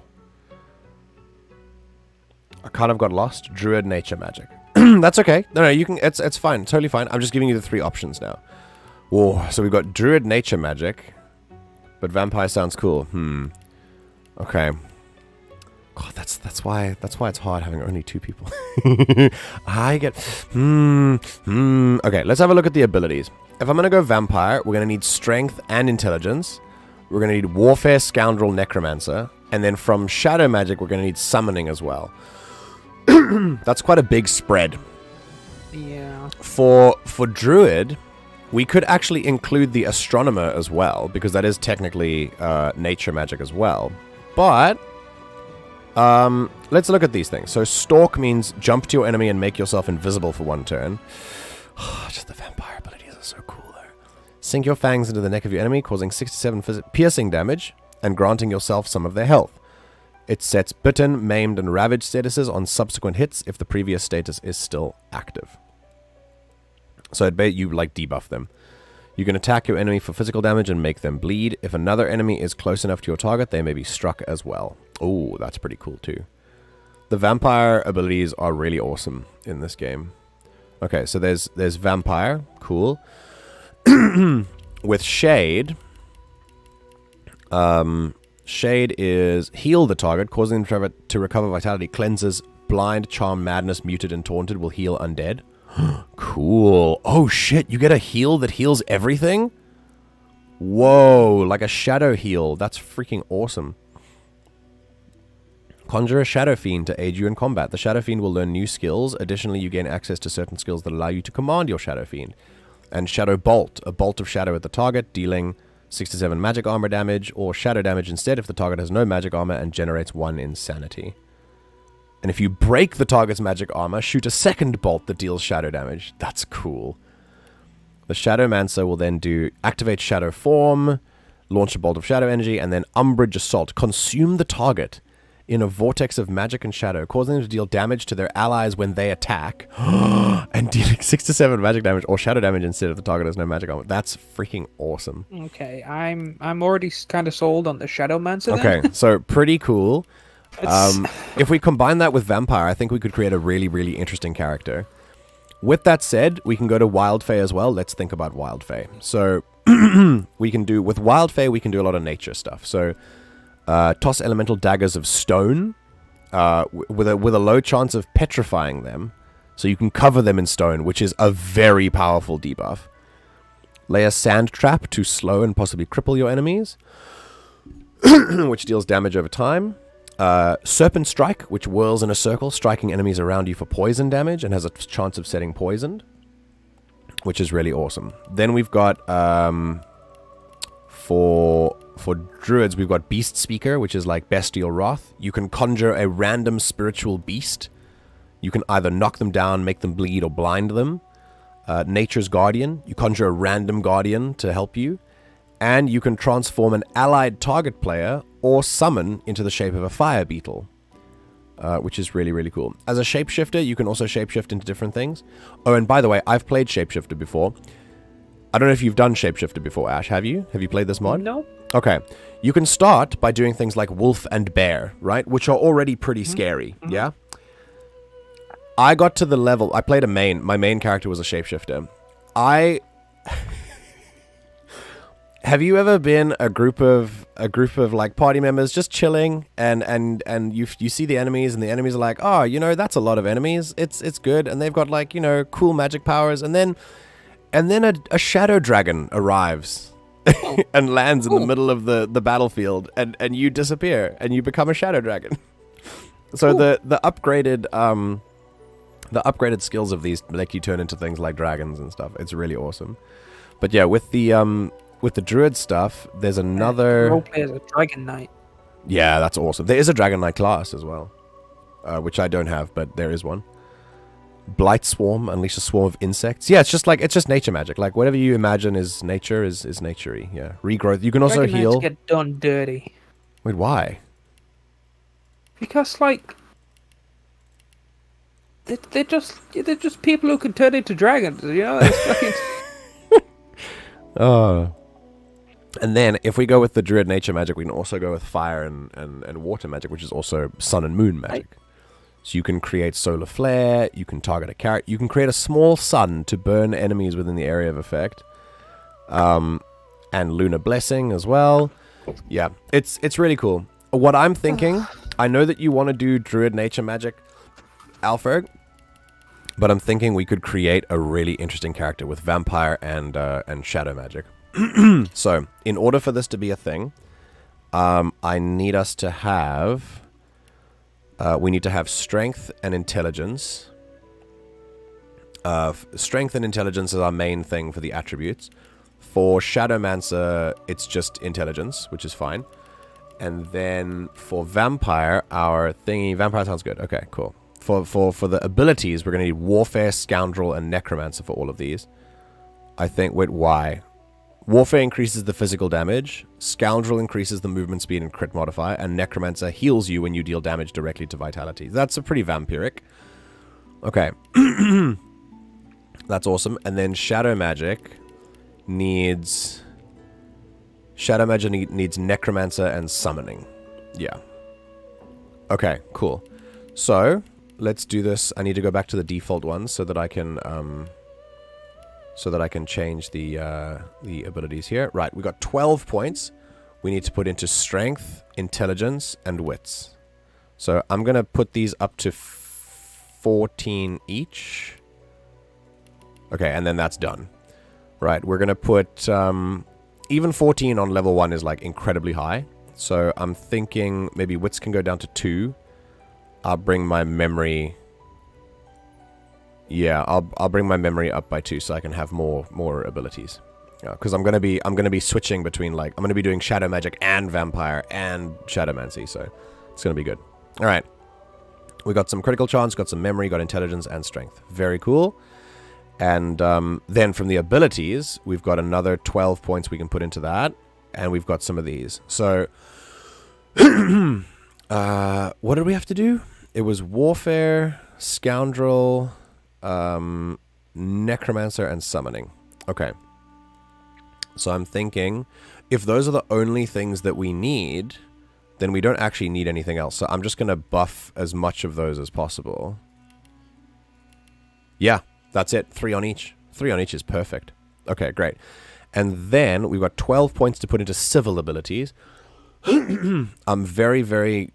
I'm very cool with sneak. I'm okay with doing sneak. I want to be persuasive, so I'm going to put my persuasion up to full.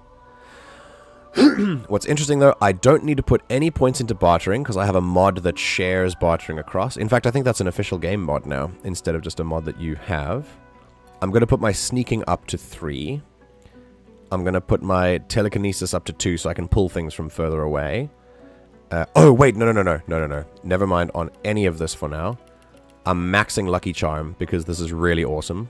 It increases your likelihood of finding extra treasure, so I can, every now and then I can find something cool. And then I think I'll put 2 points in telekinesis. Okay, cool. Alright, very cool. And now we get to choose our skills. So the first thing I think, the bite is a pretty good one. And then we need shadow magic as well. This is stalking. Jump to your enemy, make yourself invisible. Pretty cool. Bloodthirsty blade. These are also vampiric abilities. Bloodlust is I believe a... Yeah, it's a thingy ability. Berserker ability. Okay, that's from Scoundrel. We're not doing any Scoundrel stuff. But we are doing... we are doing shadow magic. So I think... Oof. Just a bolt of... I think I'm just going to do as, like, very default abilities and expand from there. So we'll see what that does. I think having a heal that can heal undead is really awesome. I also think that the ability to move around, like to stalk to your enemy, especially because it costs one action point, which is awesome. I don't know how much this heal is costing. Oh, it's also 1. Yo. Okay. It's also a single target, unfortunately, rather than an area of effect. Okay, I'm not gonna go heals yet. I'm gonna go with the stalk. Yeah, stalk, bite, and shadow bolt. Okay, that's gonna be my thing. I've got some shadow abilities, got some of that stuff, which now means that we can do the appearance. Now, if you looked at this lizard, would you take her seriously if she were a vampire, or would you would you laugh at first only for her to sink her teeth into you and make you even more scared? I feel like the unassuming vampiric aesthetic can be sometimes quite scary. But we could also go further. So, I mean, if we want to make her, like, seriously vampiric, have to make her very pale. But, I don't know, what are you... Ooh. What are you thinking, Ash? What's your, like... Oh. I mean, could just always be just completely black all the way through. These bright colors are really cool, but I feel like as a vampire, it might be better to have something slightly more pastel. I don't know. What color speaks to you? I'm thinking of blue, honestly. Yeah, there's a nice blue. Are we thinking of a bright blue or like a faded blue? Because this would be the bright blue. Ooh, it's pretty vibrant. that is nice. Yeah, there's some other ones. Like this one's slightly sort of. This one actually gives sort of a glowing kind of effect. This is very cool. I think it's my favorite so far. But then the sort of washed out blue is this one. And there's a pale blue here, which is kind of more like a green. All right, what are we thinking? Like a bright blue, or like a slightly glowier blue? Honestly, yeah, go with the cerulean. Fuck it. Cerulean. We're going bright blue. Hell yeah.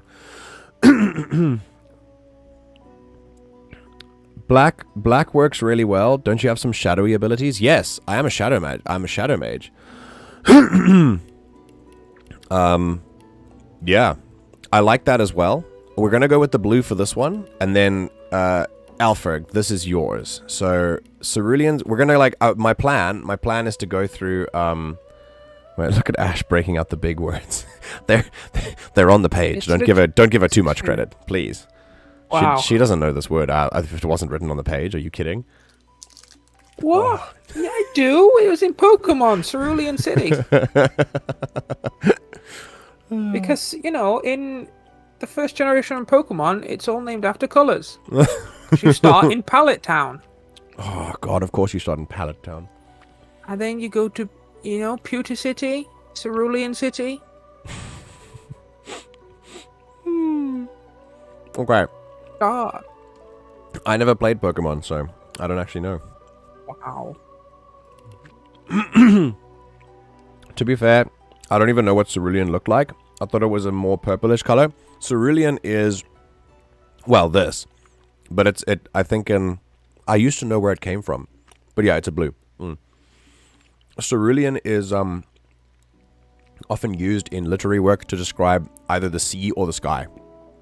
So like a cerulean sky is like a really healthy, like sky blue. Sounds Greek. It is Greek. It is. I think it does come from Greek. All right, Alfergs, this is how I was planning on doing it, where one person gets one thing. So Alfergs, you get the face. So, oh my God, they're so different, by the way. You thought this was like how they're all going to look, and it's going to look subtly different. No. Mm-mm. They look completely different. You got 9 different faces. All right, so this is number 1. Number 2. It comes from Latin. Oh, really? Okay. This is number 2. First recorded use as color in English was 1590. Interesting. Okay. This is number 3. Oh, this really gives a... And also that red you can change, by the way. The hair color you can change. That's number 3. That's number... That's a chameleon. That is literally a chameleon. Like, oh God, can you imagine this thing looking at you and pulling out shadow abilities? A vampire as well. Yeah. This is number 5. Says, oh yeah, you can imagine like the voice as well. All right, this is number 6. Oh, that's a snake. That's actually, at first glance, it doesn't look great, but it's actually pretty cool. Snake. This is number 7. Oh, hello. Hell, bite me, mommy. Oh, just stop. It looks like Cubone. It's got like, since we're speaking about Pokemon, it's got like Cubone vibes out the back. Got face 8. God, that's terrifying. It's more of an Eastern Dragon vibe. Yeah, definitely. And then this is number 9. Also, yes. For some reason, that looks pretty derpy to me, but like kind of a cute derpy, you know? All right, so there are your options. We're going to cycle through them again. Here's 1, there's 2, there's 3, there's 4, there's 5, there's 6, there's 7, there's 8, there's 9. I'm kind of thinking 2 is kind of the scariest for me. Okay, 2, 7, or 9. Okay. 3 looks potentially scary, but I think, to be fair, I think what could be potentially like the scariest is this one. This looks... I mean, if you saw this thing staring at you, I would run. I would run away so fast. I also vote for 7, so... Okay. Oh, okay. So 2... Democracy. 7... I love democracy. Or 9. You know what? I love democracy too. Then 7 it is. Alright. Awesome. I like 7. It's so empty-headed. Yeah, but this is the thing. Like, that's why it's so creepy, because snakes don't have these frills on them either. So you think, like, I'm staring down at a venomous snake right now, you know? Alright, Ash, your turn. Hairstyle. Here we go. We've got 9 hairstyles. Here we go. Number 1. Or we've got none. You can just have no hair. Okay, so none has its own, like, aesthetic. We got 1, 2... That would fit with the snake thing. Hold on, I want to test something. I mean, God. Terrifying. Okay, that's 2. 3. Ooh. That's awesome. Fucking solar sails here. Number It's a 4. fairy dragon. Ooh, this is really cool too. 4. 5. Okay. Me when my hair comes out of the shower. God. Yeah, that's just option 1, but like... Yeah. Okay, 6. Oh, God. Me with my towel wrapped around my head because my hair's drying. 6, 7. Me looking for cell signal. There's a little antenna on her head. Oh, it's so droopy. She's got like droopy puppy ears. God, that's amazing. There's 8. Oh god, antlers on a lizard? That's awesome. Oh, that's probably go with like the eastern vibe. Yeah, for, like, yeah. Oh, ooh, hello. This looks like it fits with that. That's freaking cool. All right, and then 9 is like just little frills. Okay, let me cycle through them again. Here we go. 1, 2, 3, 4, 5, 6, 7, 8, 9, and none. I think 4 is my favorite. 3 or 4 would be for me. I'm gonna say 3. 3, okay. Ooh, I like that.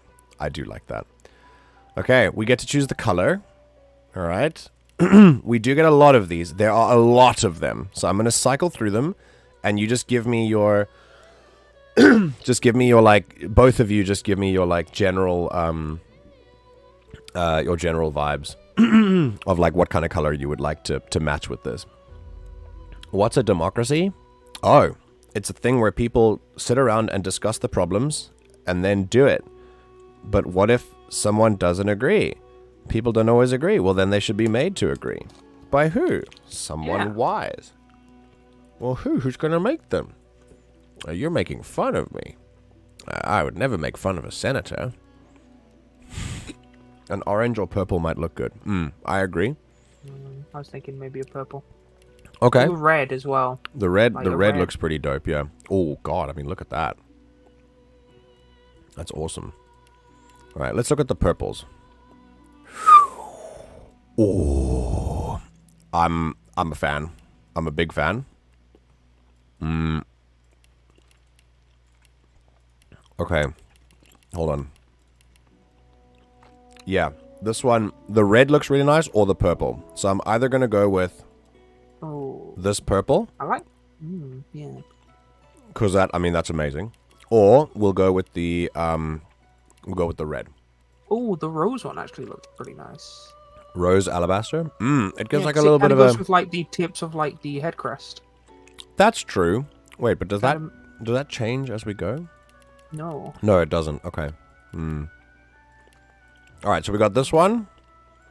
Technically, this is Alfred's choice. So we got the dark red, the slightly lighter red that like matches the tips of the horns, or the darker purple.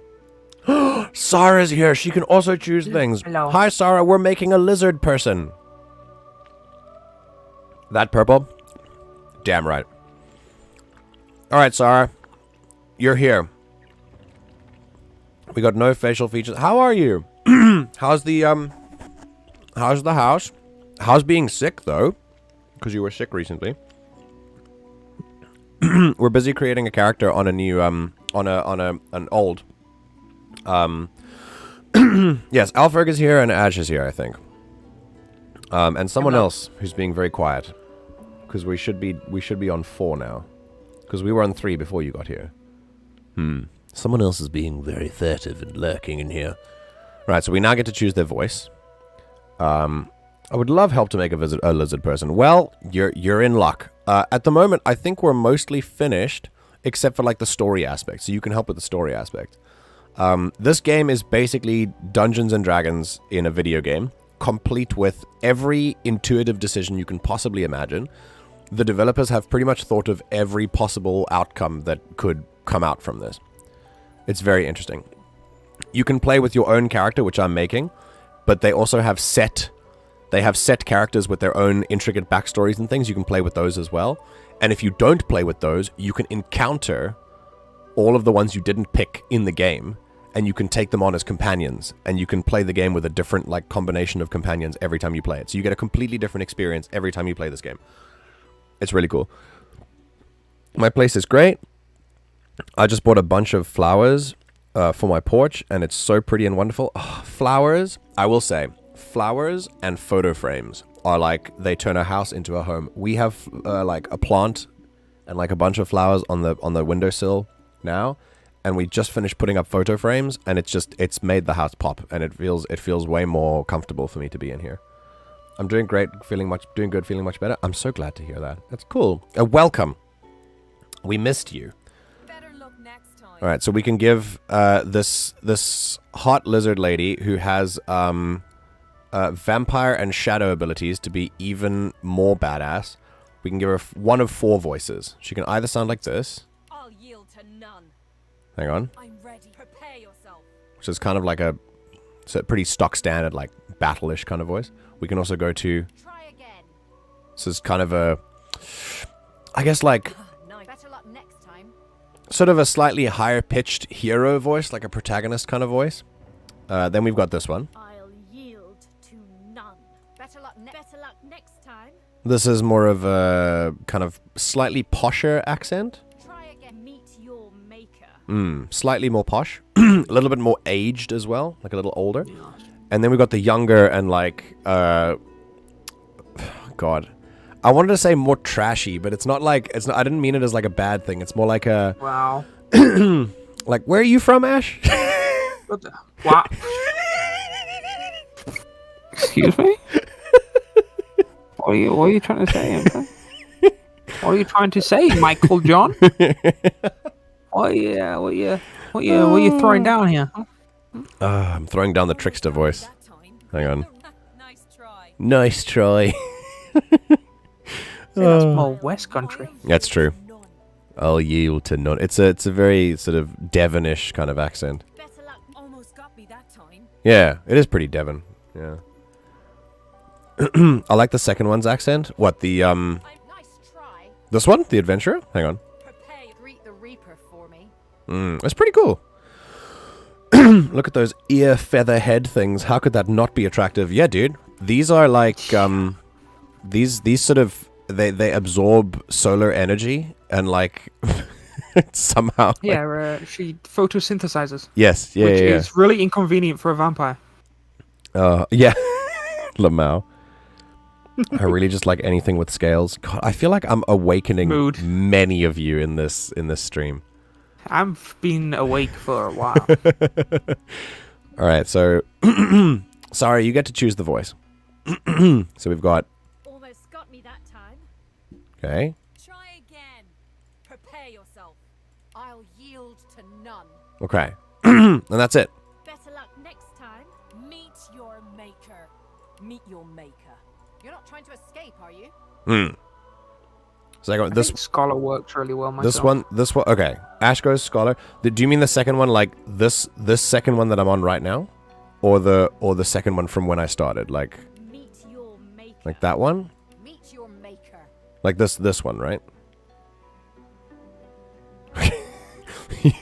You weren't naming them, so I wasn't sure which one I was doing.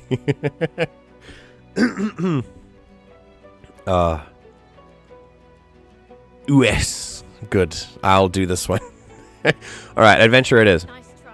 I like the idea of Scholar for like an aged vampire, but I don't think we necessarily have to have an old vampire in this run. Try again. Oh, yeah. Yeah, I think Adventurer does work for this. Okay, cool. We've got our shadow abilities, we've got our vampire abilities. Now we do talents. Okay, so Pet Pal, we already get as part of the game, so we don't need to worry about that. Pet Pal lets you talk to animals. It lets you talk to animals. And the game has this thing where they made it part of the game where you can just get it for free if you want to. Yes. So it's awesome. It unlocks. So again, another way. So there are lots of animals in this game, and they can just give you funny dialogue options, or they can just, or they can actually help you with things. They can start quests and stuff. And one of the best things about this game is that, like I said, you can play it completely differently every time you play it. But what I mean by that is you lock, by creating a character in one certain way, you lock yourself off from like so many things. And you're going to have to play the game again if you want to explore those other things that you missed. That's what's so cool about this. So, for example, if we don't go Pet Pal, then every animal we talk to is just squeaking and baaing and bleating at us. We have no idea what they're saying. And we're missing out on so much. But now, if we created a character that did have Pet Pal, we'd unlock a whole other area of content. It's amazing. It's absolutely amazing. This game is called Divinity Original Sin 2. The first one is Divinity Original Sin, and it's basically you play as Brachus, don't you? What? Don't you play as like the guy who like becomes God or whatever? No, yeah, Lucian. Oh, Lucian. Yeah. Basically, if you in Divinity Original, it's a story about gods basically, and about people ascending to godhood. That's what the story is about. The very original Divinity, not Divinity Original Sin. Oh, okay. So there was a very old version of this game where Divinity, you play the character Lucian, who becomes the divine. Basically, you become God, right? Then in Divinity Original Sin, I don't know who you play as. Or what happens in the first game? You play as Source Hunters. Oh, okay. All right. So in this game, set after like their original like Divinity series games. Okay. But is also like I think 2,000 years before this game. Yes, yeah. So it's a long way before. So this game is like the most recent, most modern game, both in release order and timeline. And basically, actually no, it's not. The most modern game is Divinity 2: Ego Draconis, because that's 20 years after this. Oh, do you mean like well, release order would be release order, yeah, but timeline wise, okay. Ego Draconis is set after. Oh, this damn. game. Okay, cool. Interesting. 20 years after. That's awesome. Okay, so the Pal Damien returns, and Damien's a cool guy. Okay, nice. To He's summarize, the leader of the Black Ring. To summarize how magic works in this game, it's not called magic, it's called source. SOURCE, because it comes from a source. When you use source, you draw on you draw on the powers that bind the universe together, and you alter them in different ways. Source is not normal magic. Source is like very powerful, very unpredictable, very unstable magic. And people who can use source are called sorcerers, but spelt differently than you think sorcerer would normally be spelled, to account for the fact that they're using source. It's very clever. Mm-hmm. Unfortunately, what happens when you use source is that every time you use source, it's basically a beacon to creatures from another dimension called the Void. And these creatures are called Voidwoken. And basically, every time you use source, you invite them in. And the more powerful the ability you use, the more likely something is to come through the hole that you've left in reality and start tearing things apart. And unfortunately, people are born naturally with the ability to use source. And so it's once again the X-Men question, right? You know, they're mutants, they have these dangerous abilities. What do we do with them? How do we treat them? Etc., etc. And there's obviously a huge crusade. So an entire organization called Magisters and Source Hunters has been created to either... I think the Source Hunters at this point are technically not a thing. Oh, okay, then it's just Magisters then. An order of like Templars, basically, but they call themselves Magisters. They are... Well, there are Templars as well. Oh, really? Well, okay. Oh, they're Paladins, sorry. Ah, okay. Well, anyway. There's the Red Magisters, the White Magisters, and then the Paladins. Okay. Like in the hierarchy. All right. Well, either way, they are part of one great order of people who want to eradicate source from the world, essentially, because they see the threat that Voidwoken pose, and instead of, you know, other systemic changes like teaching people how to use source correctly, or trying to sort of hone powers differently, or trying to analyze the problem from any other angle, they decide we should just kill sorcerers or rip the source from them violently or whatever. So yeah, that's it's great.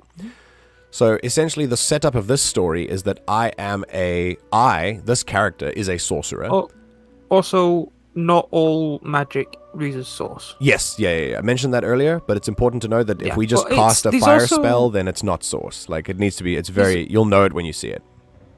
There's also, like, a kind of, like, weird, like, subset, like, race. Yeah. Like, that are, like, just wizards, but, like, just, it's weird, because they're not, because not every wizard, like, is like them, because they are literally just basically immortal. They're, like, immortal beings. They just... Oh, do you mean the Eternals? Can live forever. No. Oh, okay. There's someone else? Do we find out in this game? There is one of them in this game. Cool. Then when we get there, we can elaborate.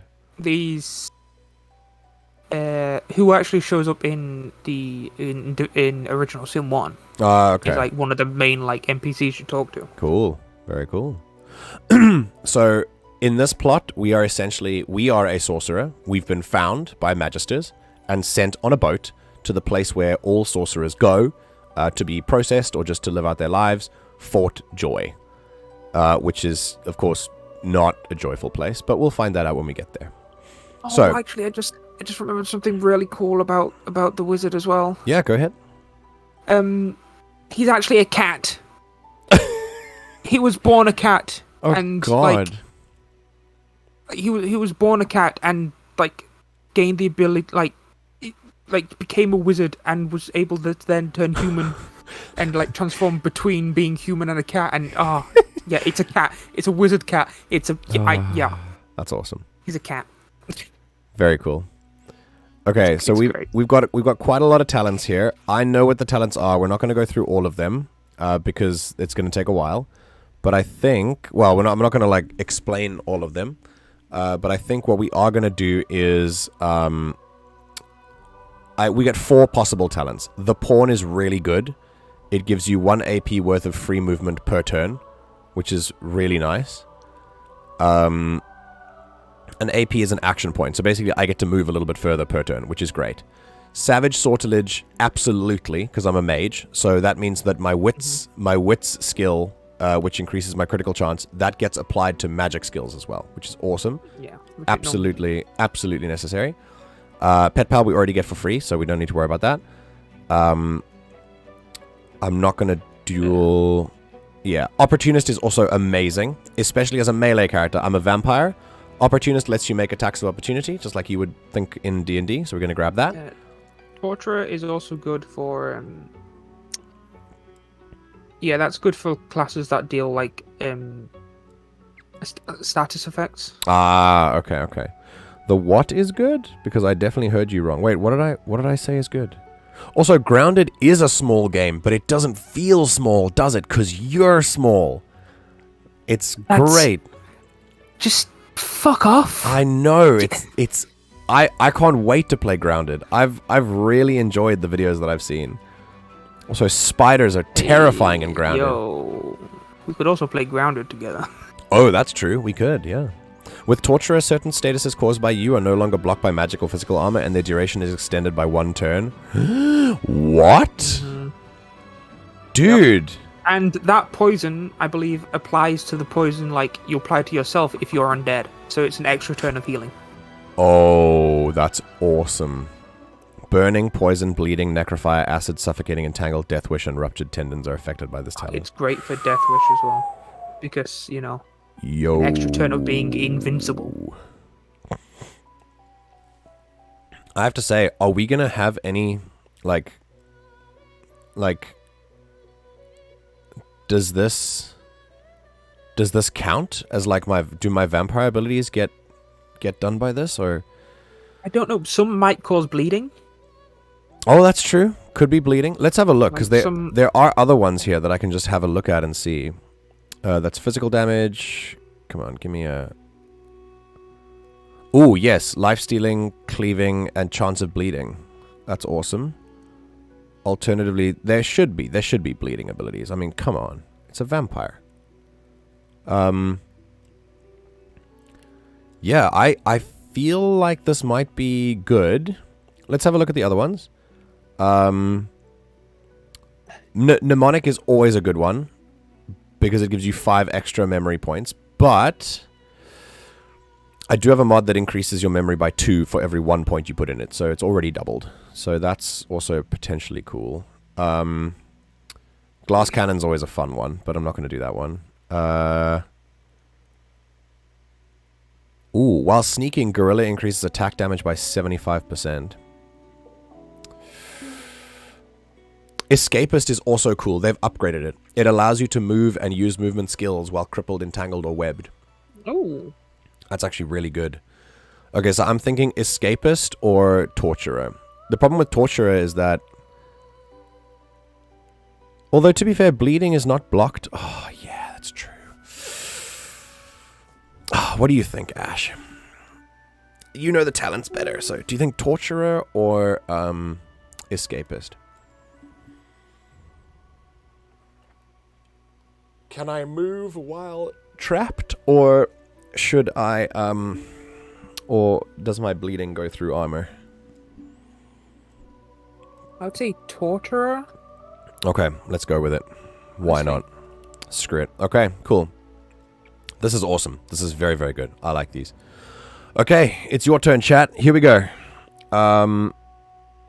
Yeah, what did you say? Like, what did I say, Alferg? What did I say is good? Oh, also the chat is kind of in the way of this. Hold on, I'm going to put you guys over there. That'll be better. There we go. Yeah, so now this is your turn. We get to choose our origins. We get 2 origins to do this. So we are female, lizard, and we can choose these ones. They inform our dialogue options. So barbarian is kind of sort of physical intimidation based, like maybe a little bit thick, but you know, still can be fun. Jester is the Joker, like obviously just always making jokes, making light of a situation, etc.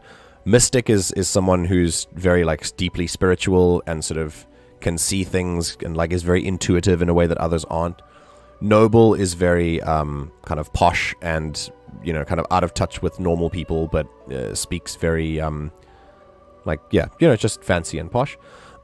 Outlaw, someone who knows the streets, very street smart.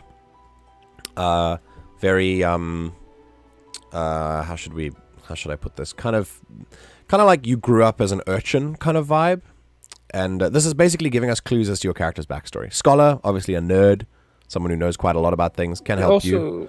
It does also let you, you know, interact with other people differently. So like yes, other people. If you have the outlaw background while you're interacting with like an NPC who has it, you might get a special dialogue thing to like realize they're like trying to fucking like mug you or something. Yeah, exactly. Yeah. There's also a soldier trained in order, obedience, and warfare. So that's just someone who's like very honor bound or duty bound and things like that.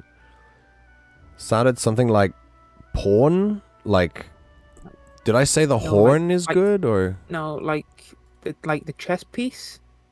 Oh, the pawn. What? Ah. Oh, sorry. Hang on. The pawn. The pawn. Pawn. That one. Not the porn. The pawn. Slightly different when it's not in my natural dialect, but you know, there you go. So I vote Mystic or Scholar. Well, how about both? Because you can do 2. Mystic Scholar. Bitch. A Mystic Scholar. Hell yeah. I think this could be pretty cool. I think having a vampire who does shadow magic and is maybe a little bit crazy due to the Mystic, but is also kind of a nerd due to Scholar. Very cool. And finally, the most important decision that we could possibly make for this character. What instrument do they play when combat finishes? Or when they kill someone? We've got the bands. And by the way, when you click on these things, just listen to it. Listen to the background music that's going on, and then listen to this.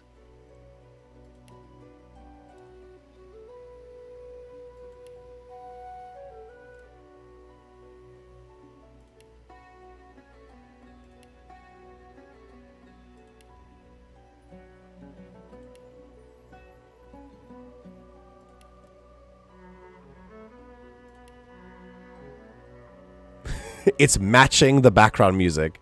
Absolutely incredible. All right, so we can be a pan flute, a bansuri. We can have a tambura, which is like a slightly sort of sitar-y kind of guitar. And I'm gonna say oud. How oud? How oud. And that's kind of more of a guitar vibe. And then obviously a cello is a cello. What do you guys think? I'm vibing. I vibe with bansuri or cello.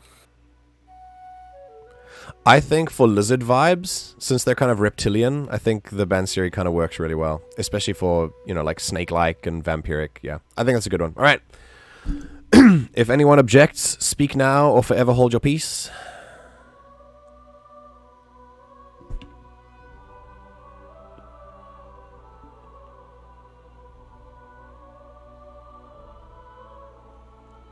Cool. Peace is held. If we're all ready... Oh! We need a name. We need a name. Everyone put in suggestions for a name. Give me a name. Anything. We'll think about it. It's a vampire, shadow mage, pan flute. Celeste. Celeste is a good one. Celeste. Okay, we got to beat Celeste. Anyone got any extra things? Give me names. Give me names. I've got one. No, I don't. It lost. We've got Celeste. We've got,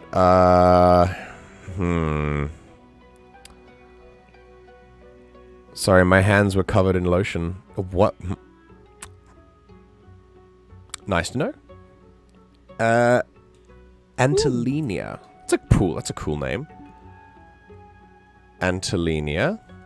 Okay. Alfred, you're up. Antelinia. I quite like...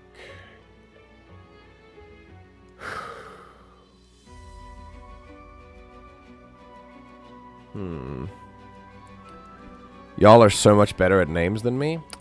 It's literally... I mean, I feel like it's just experience at reading fantasy or, like, playing fantasy games, I guess.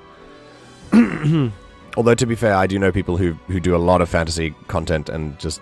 and are still bad at names, so... Me. It's just different skills. It's fine. What about... I'm terrible with fucking names. What about,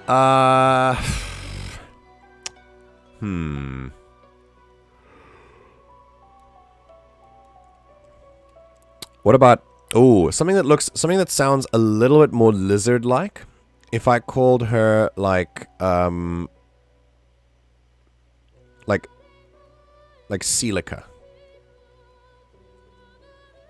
Like Celica. S-E-E-L-I-C-A. Celica. Zandy. Ooh, the X is cool with the lizard as well. Ooh, okay. So instead of Celica, how about Zelica? With an X. Oh. Okay.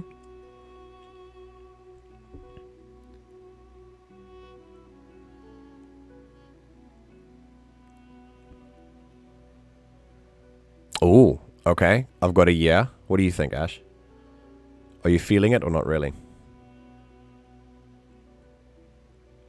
What? Ooh, with a K. That'd be good. Oh yeah. Yeah, Zelica. I think it's pretty cool. It feels lizardy. All right, Zelica it is. Here we go. And everyone ready to go? I see your single E, Alfred. I do like the longer E sound though. All right, because Zelica makes it sound like Jellicle Cats from the it can musical. still be pronounced Celica, but have one E. That's true. What do you think? Does the one E?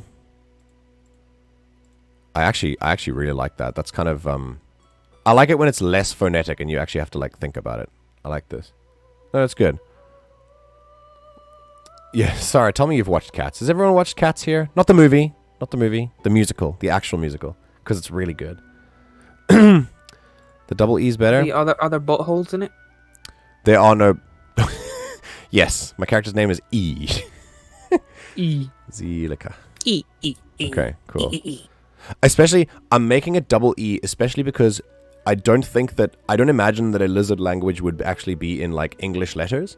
So I think, sometimes when we translate things with the English alphabet, we like to keep them as phonetic as possible. So Zelica is a pretty cool one. E. Yeah, I love the actual musical. It's great. It's awesome. Jellicle songs for Jellicle Cats. Jellicle songs for Jellicle Cats. Now, we've been going for 2 hours, and we've created a character. This is record timing, by the way. I spent days on my single-player character, because I really wanted to get it right. But here we go. It's a vampire shadow mage called Zelica, and And she's a nerd, and she's also a little bit insane from being a vampire and using shadow magic. So here we go. Boop. We're done. And she looks awesome, too. Here we go. Man, Larian Studios really just made an incredible game. Oh, they're also making Baldur's Gate 3, which is a literal D&D game. And it's coming out... I cannot wait. It's coming out in August. It all like Love I it. knew it would. I cannot wait. A single drop of sauce magic. It's going to consume the stream, just like Survivor did.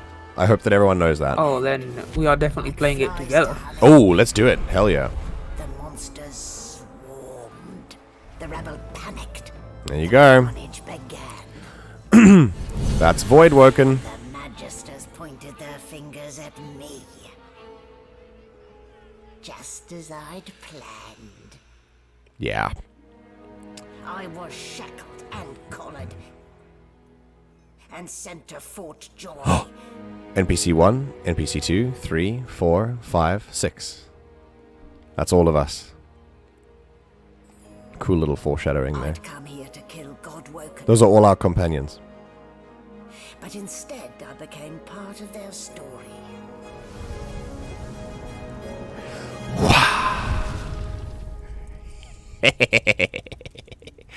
Welcome to Divinity. I think I'll play this a few times on stream, because I really like this game. Alright, here we go. I do think Vampire Shadow Magic is going to be awesome. See, look how quickly that loaded. That was amazing. This is because of the script extender. Okay. So, still a bit groggy, are we? Don't worry. The sedative will wear off soon enough. Easy now. No need to hurry. Get your bearings and report to me upstairs. Okay. What? What image? What is what image? Oh, the one I put in memes? It's amazing. Wow. Did you put an image in memes? Yeah. Look. So, it wasn't a dream after all. Oh, good choice on the voice. Look at our girl. She's so cool. She's so pretty. Oh, that's awesome. Is she single? Well, I don't see anyone else chained up around her. Well, we can change that. Okay, so first thing we're going to do is I'm tweaking the volume because I want to put this up so that the voice can stay up, but maybe the music can go down. The music and the FX as well. I say the ambient can be 75. Fight music definitely 50. Cinematics were a little bit soft. We can put those on 75. As long as I want the voice to be... I need the voice to be on 100. Because that needs to be the loudest. Okay. Cool. Here we go. Alright, so, welcome. This is our girl. Does she have a sister? Oh. Also, happy Pride Month. Hell yeah. Oh, yeah, happy Pride Month. You weren't here for the last one, but we, but yeah. It's Pride streams. All day, every day, which is basically normal streams, because, as I've said before, this community be pretty fruity. Alright, so, if we hold down Alt, you can see all of the things around you. So I'm just going to keep playing, and if we run into things, I'll tell you if it's a mod content or whatever, but we're going to keep going. I've done this. If you are a player of Divinity, you may have only completed the game once, but you've done this sequence probably 50 times. Because everyone just wants to keep creating new characters and try different things. Not a very chatty fellow, are you? Alright. Alright, let's have a look. Oh, wait a minute. We need to do gift bags. And sort out inventory. Okay. So there are a few things we need to do. So, let's look at gift bags. So, we need 8 action points. Yes. Herb gardens. Hell yeah. Do not activate the Hagglers one, I think it is. Yes, That's just broken. Yeah, I already have a mod for that. Should we restore source points whenever we rest on a bed? Is that too powerful, do you think? Nah. I think we can do it. Just like the best mixed drinks. Hell yeah. like a tropical punch. God, I love punch. Ugh. I just realized this is actually a very unique lizard person model compared to most other renditions. I agree. I really like the uniqueness they've gone with. Okay, the aircon's getting a little bit cold, so I'm going to turn it off quickly. Okay, cool. From the ashes, simply use the bedroll to resurrect your dead allies. I prefer using scrolls, so I think we're going to do that. Yeah, give everyone pet pal. Hagglers, no. Combat randomizer is just potentially incredibly just wrecked. Like, it's just busted. Basically, it gives random enemies throughout the game just a huge buff, and it's crazy. All right, plenty of new recipes, divine talents, enhanced spirit vision, fort joy mirror. I don't like the organization. I don't like this either. I have it in my I did it on my single player campaign, and I regret it. I think I'm just gonna destroy the bags eventually.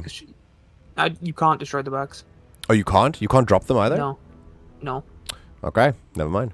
I do find that the ones that do books and keys, that's cool, because then I can like put the keys in the bag, and it just organizes them like that. Because I don't do anything else with keys. But the other ones are just kind of annoying, because then I can't see them without opening yet another inventory inside my inventory, you know?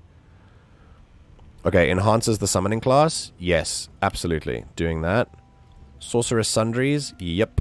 And Endless Runner. Yes. Cool. Done. Achievements disabled. I don't care about achievements. It's fine. Gardens. They're just ripping off Jedi Survivor. Yeah, we're welcome to Gardening Simulator yet again. As soon as we find it, that's all we'll be doing. But yeah, when Baldur's Gate 3 comes out, the stream will be absorbed by Baldur's Gate 3 for sure. 1000%. And I will be offering anyone who has it and wants to play with me, but you will have to unfortunately like work with the stream times as well. So if you're able to make it to most, if not all, of the streams, then you have to then you can join. I mean, well, you know, it's just the you know, Sunday morning ones that Yes. So that means, but that's fine. On Sunday mornings, I don't mind you not being at, because then you're supposed to be asleep for the Star Wars session. But I do I would happily do something else on that stream as well. Like Sunday morning doesn't matter. Okay, so let's have a look. Right, I like to split these up, so I like to put sprint over here, just so that we can. Let's put it on, by the way. Well, once you turn it on, you don't need it on your bar at all. That's true, but I do like to keep it just in case there's like a glitch or something, and it's where I can't like see it anyway. So, right, I want my source. Okay, so my items go here, my potions go here, my scrolls go here, my source abilities go here, and these are my normal powers, and my racial abilities go here. Cool. In here, we've got some cool stuff. I'll read. This is Phoenix's Companion. This is just mods, changing mods for the battle pack. Increase combat things or whatever. This is just like mods. This is mods that you can do here. So I'm just going to turn on some of these. Enable persuasion sharing. Enable attitude sharing. Globally enable one-button party sneaking. If you sneak, all chained characters you own will sneak as well. Manually disable sneak and your characters will stop sneaking too. I'm fine with just making it manual. That's fine. Yeah, I'm good with this. Cool. Done. Then whatever's going on here, we got more stuff. Just a random backpack. Okay, adaptive lizards. Okay, cool. So, this tome is written in the language of the ancient lizard kingdom. So this is the kind of...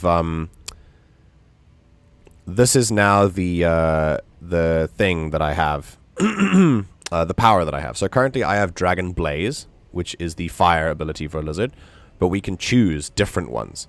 So we can go Blaze, we can do Frost, we can do Water, we can do Poison, we can do, Dragon Binder. Oh, Earth. That's Earth magic. We can do Thunder magic, we can do Blood magic, Shadow magic, Dark magic. Well, I don't know what that means. Also Dark magic, and then, Dragon Shout. That's pretty cool. But we're very obvious as to what we're going to do, because we're a Shadow mage, so I'm definitely going to do that one. And that's it. And you can change this at any time. And this is now our new ability. It's called Dragon Shade. And we do rot damage. Oh, shit. Wait, it leaves cursed smoke? Yo. Good lord. It sets insanity, just like my shadow magic does. That's freaking awesome. Whoa! Look at what that looks like as well. Hold on. Ooh, that's so cool, the sound effect. Ah, look at that. Yes. Oh, God, I love how these things look. Okay, we're gonna smoke this place. Let's see what happens. Yo! Oh shit! There's a skull in there. Yeah, that's what cursed smoke looks like. That's awesome. Okay, what does insanity do? You've gone mad with insanity. All insanity is lost when entering or exiting combat. When you reach 3 insanity, you'll instantly activate shadow form, and all insanity will be lost. And you get damage plus 5. Oh. That's awesome. That's basically World of Warcraft Shadow Priest. Oh, okay. Cool. Alright, that's insanity 2, damage plus 10. And then if we do it again... Yeah. Hang on, can I target something? Nope, can't do that. We've got to wait for this one. I want to see what shadow form does. This is so sick. Alright, let's do it Probably again. gonna have to do that while in combat. No, it's okay. There's insanity. Oh. Oh, okay, here we go. You have entered shadow form, granting a significant increase to your damage. Shadow form is lost, so damage, start AP, AP recovery, and critical chance. And I turn into a shadow. That's freaking awesome. I love that. This is gonna work so well with me. Okay, here we go. Cool. Hello. Nothing. This is Celebrimbor, which is totally a character that is original to this game. When you get this, you can get like Gondorian swords from him, which are modeled very well. And you can get like cool powers from him, which we're not going to get to. So go away. All right. Cool. Let's just keep searching. Okay, now, one of the cool things about this game is that there are ways to play it that you wouldn't expect, like I've said before. But, like, you would think that this is like, okay, cool, I obviously can't get through this door, right? Like, there's nothing, I can't reach it, right? Like, what's gonna happen? Well, you can just move things, because that's... Freight. Food. No, sheep are freight, not food. Oh, there's an egg. Very cool. You can just, yeah. Did you expect a needle? There are going to be so many moments where I will just say I love this game for so many reasons. So there are sex scenes in this game. Yes, but they fade to black, don't they? Oh no, some of them are some of them are like fully narrated as well. Yeah, they're narrated by that guy, so yeah, this is the narrator. Amazingly written as well. Yes, they're like, very well written. Shit. Yeah, like the scene between Lothar and Sabine that did things. That's Ooh. See, and this, everyone, is what we do. This is what we do with Lucky Charm. Lucky Charm lets us find lots of cool things. They added a second wolf spider to the oak tree. Are you talking about grounded? Oh, I can't identify. I don't have a glass. We need a magnifying glass to identify. Okay, cool. Nothing else is here. And let's have a chat to the sheep. Shaking her fluffy coat, the sheep eyes you balefully, her rectangular eyes like letterboxes to the void. With one sharp hoof, she kicks you right in the shin. Ow! Fresh meat. Nice. Plump. Banded like a chicken's leg, too. Alright.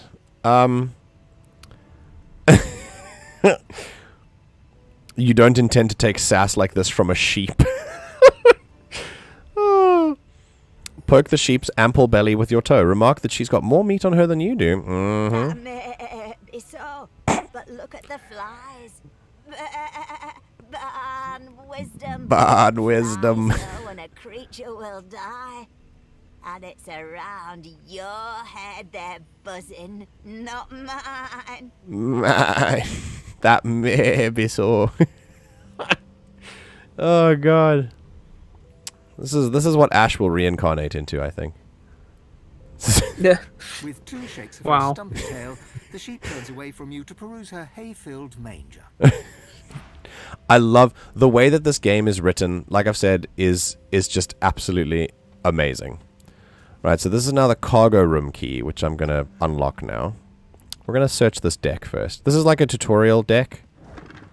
Right, I'm just gonna grab some food just because it's important. Okay. Also, I have telekinesis, which lets me grab things. There's a letter here. What does the letter say?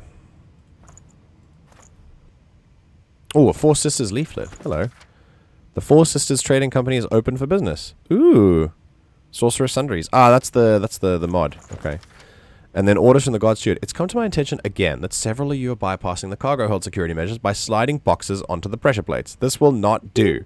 The purpose of these measures is to require the presence of at least 3 Magisters at a change of shift. Any deviation will result in at least 1 Magister getting thrown overboard. Make sure it isn't you.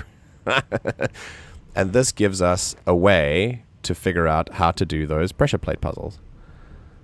Don't make it pressure plates then. Make it a fucking button. Yeah. Oh. I love this. Alright, we're going to just put you on there.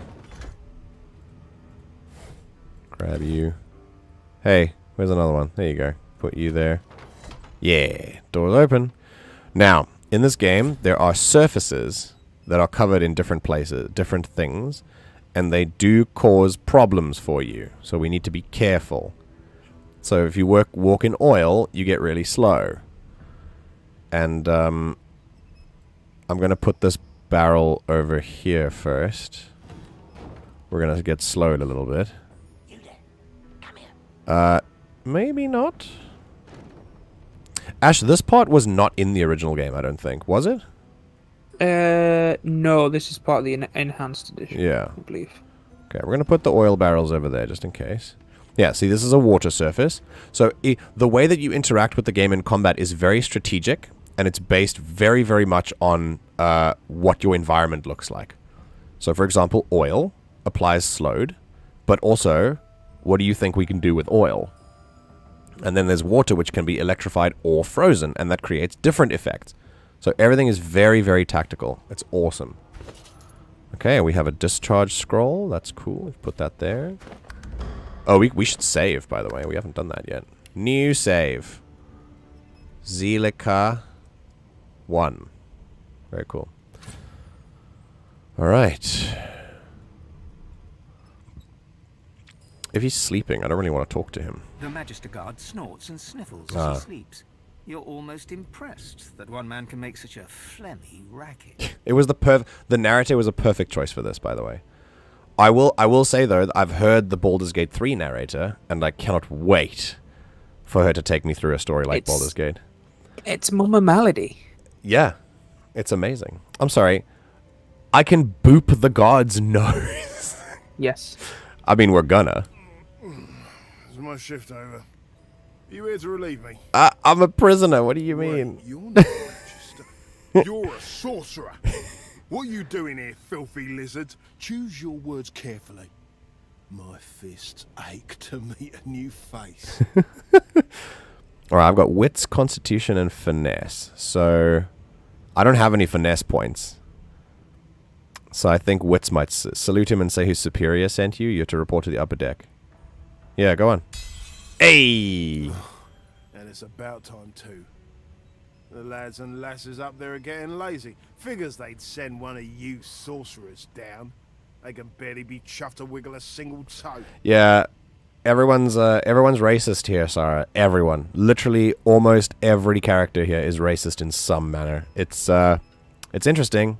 Can't just leave the prisoner alone, though. I heard he might be the one causing trouble upstairs. Okay, strength, intelligence, or memory. Yeah, I'll go intelligence. The prisoner's not going anywhere. That's all I needed to hear. Just don't let that caged rascal fool you. You can't trust him as far as you can throw him. Okay. Alright, well, bye. Okay.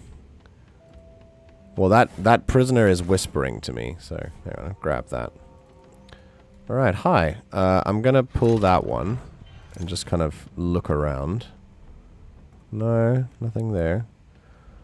Alright, hi. Hey, get me out of this cage and I'll make it worth your while.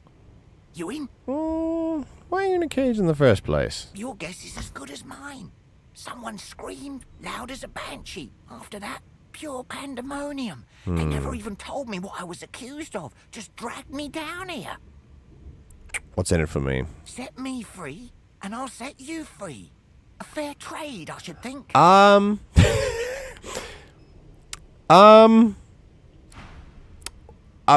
That is very vague, and I don't really know what that means. He could set me free of my life, and I think I'm gonna do it anyway because I want to practice my skills. So here we go.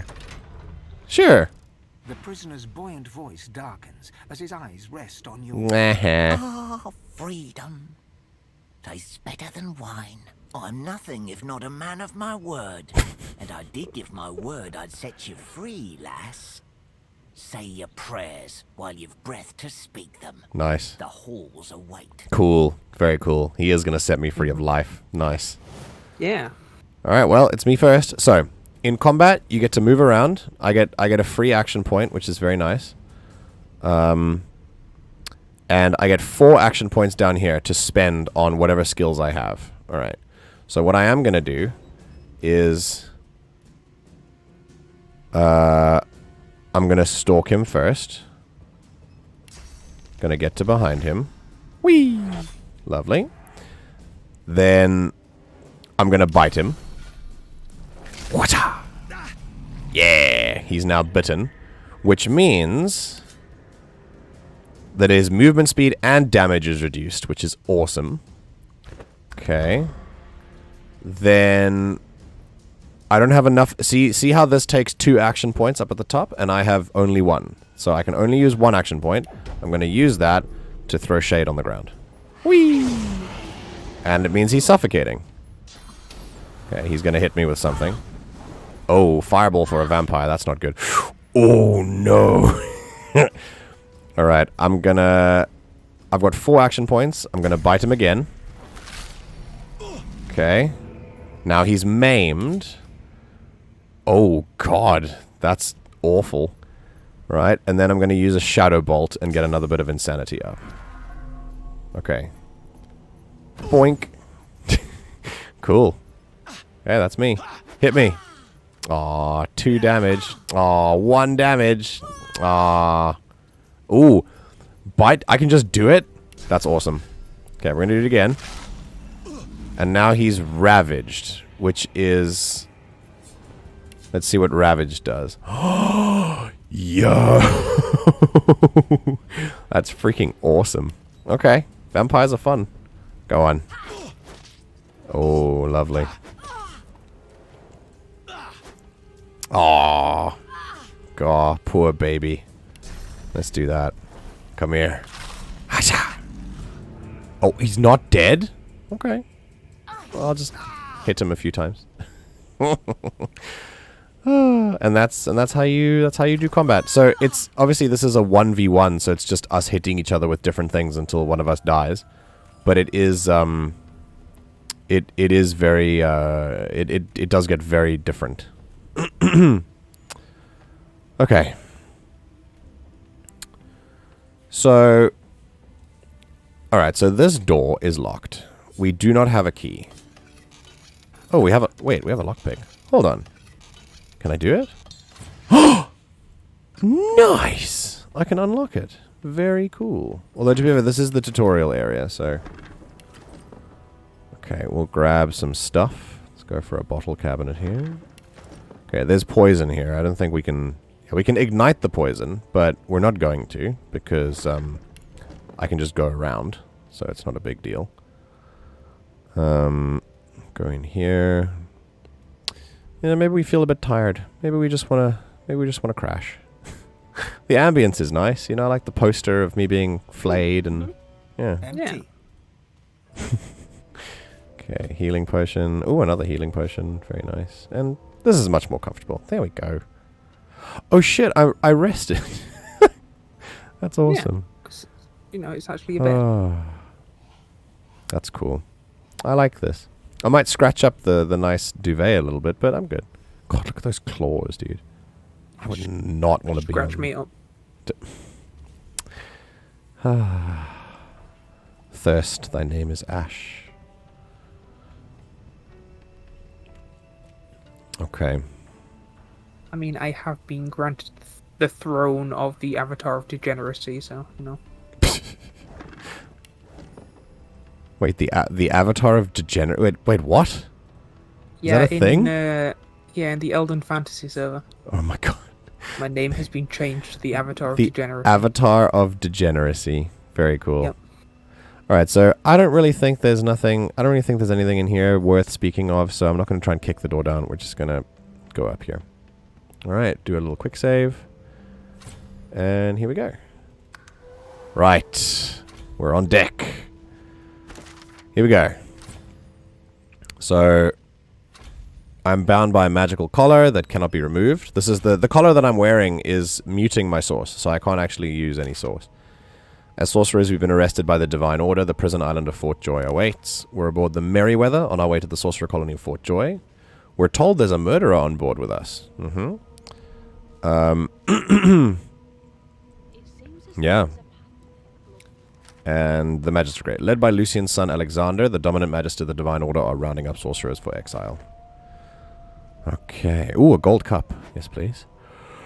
We can sell that. Give me books.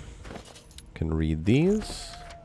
Elvish elders claim that those highly trained in meditation can hear the soft-spoken secrets of a herb called Whisperwood. And those who don't meditate swear it has protective powers. This book describes how to distill those powers into a small potion bottle. Hell yeah. We've done a new crafting thing. Wait, what did I just pick up? A grotesque jar. Is that... Oh gods. On second thoughts, best not gaze too long into this particular abyss. Alright, this is why we hold Alt to look at these things. Medical cabinet. Yeah. Little 2 gold. Let's look at the bottle rack. Oh, little potions and things. No! Oh wait, it's worth 60. Never mind. We're gonna sell that later. Okay, there's a pot still, which means you can craft things. So, if I look at my recipes, I can craft a few things. If I craft a magic armor potion, it's with Whisperwood and an empty potion bottle. I don't think I can craft anything else right now. Yeah, there's nothing I can do here. But I can always combine them here, and I can use runes as well. So there's a whole crafting system here, which is really, really cool. Okay. If anyone is getting... if anyone is feeling a little bit restless, like they don't want to, like they want to do something else, feel free. We've got other options. I'm going to give it another... I mean, you know what? Yeah, we got about an hour and a half left on stream, so if there's something else that you've been itching to do, then it's a cooking pot for cooking. Oh, that's great. Wait, if we grab a mortar and pestle, can we use it in crafting, Ash? Can we use this in crafting or not really? I think so. Let's grab it anyway. Why not? Okay, so barrel. Let's have a look at that. Nothing. Anything else? Oh, another barrel. Very cool. Okay, let's have a chat with Dallas. Not Dallas. C1. Yes. Looks like that collar fits you snugly enough. Nice bit of work, even if I do say so myself. Ugh. Okay, so there's an ancient book, which if we take now, unfortunately, she will notice and kill us. But the I have read this. It's nothing important. It's fine. There Hello. you are. Not too tight, I hope. The collar, I mean. Oh, not to worry. Every dog has to get used to its leash. Cool. In the meantime, your next stop will be Magister William. All passengers have to be registered in the ship's manifest, and he's the chap in charge of the logs. You'll find him on the other side of this deck, in the officers' quarters. Okay. By the rim's shape, you can tell you're on a Lucian-class frigate. But why? Why? Fucking nerd. Because we're at sea, of course, and have been for several days. According to my calculations. Index fingers pressed to her lips, she pauses a moment to give you a scrutinizing gander. Okay. My word, you do seem a bit befuddled, don't you? Perhaps I was a bit too generous with that sedative. Rude. Oh, well, I'm sure you'll soon gather your wits. Most likely. Eventually. In the meantime, all you need to know is that we're en route to Fort Joy. Okay. A new life awaits, and if you're a particularly good girl, perhaps a cure as well. An end to Source. For good. Hey, Ash, are you a good girl? I mean, I've been told that. Wait, why'd you call I've me? also been called a Why, for my brat. peace of mind, of course. So, Why don't you Both are try true. casting one of those source spells of yours? See what happens. You recall great powers building inside of you. Unleash them.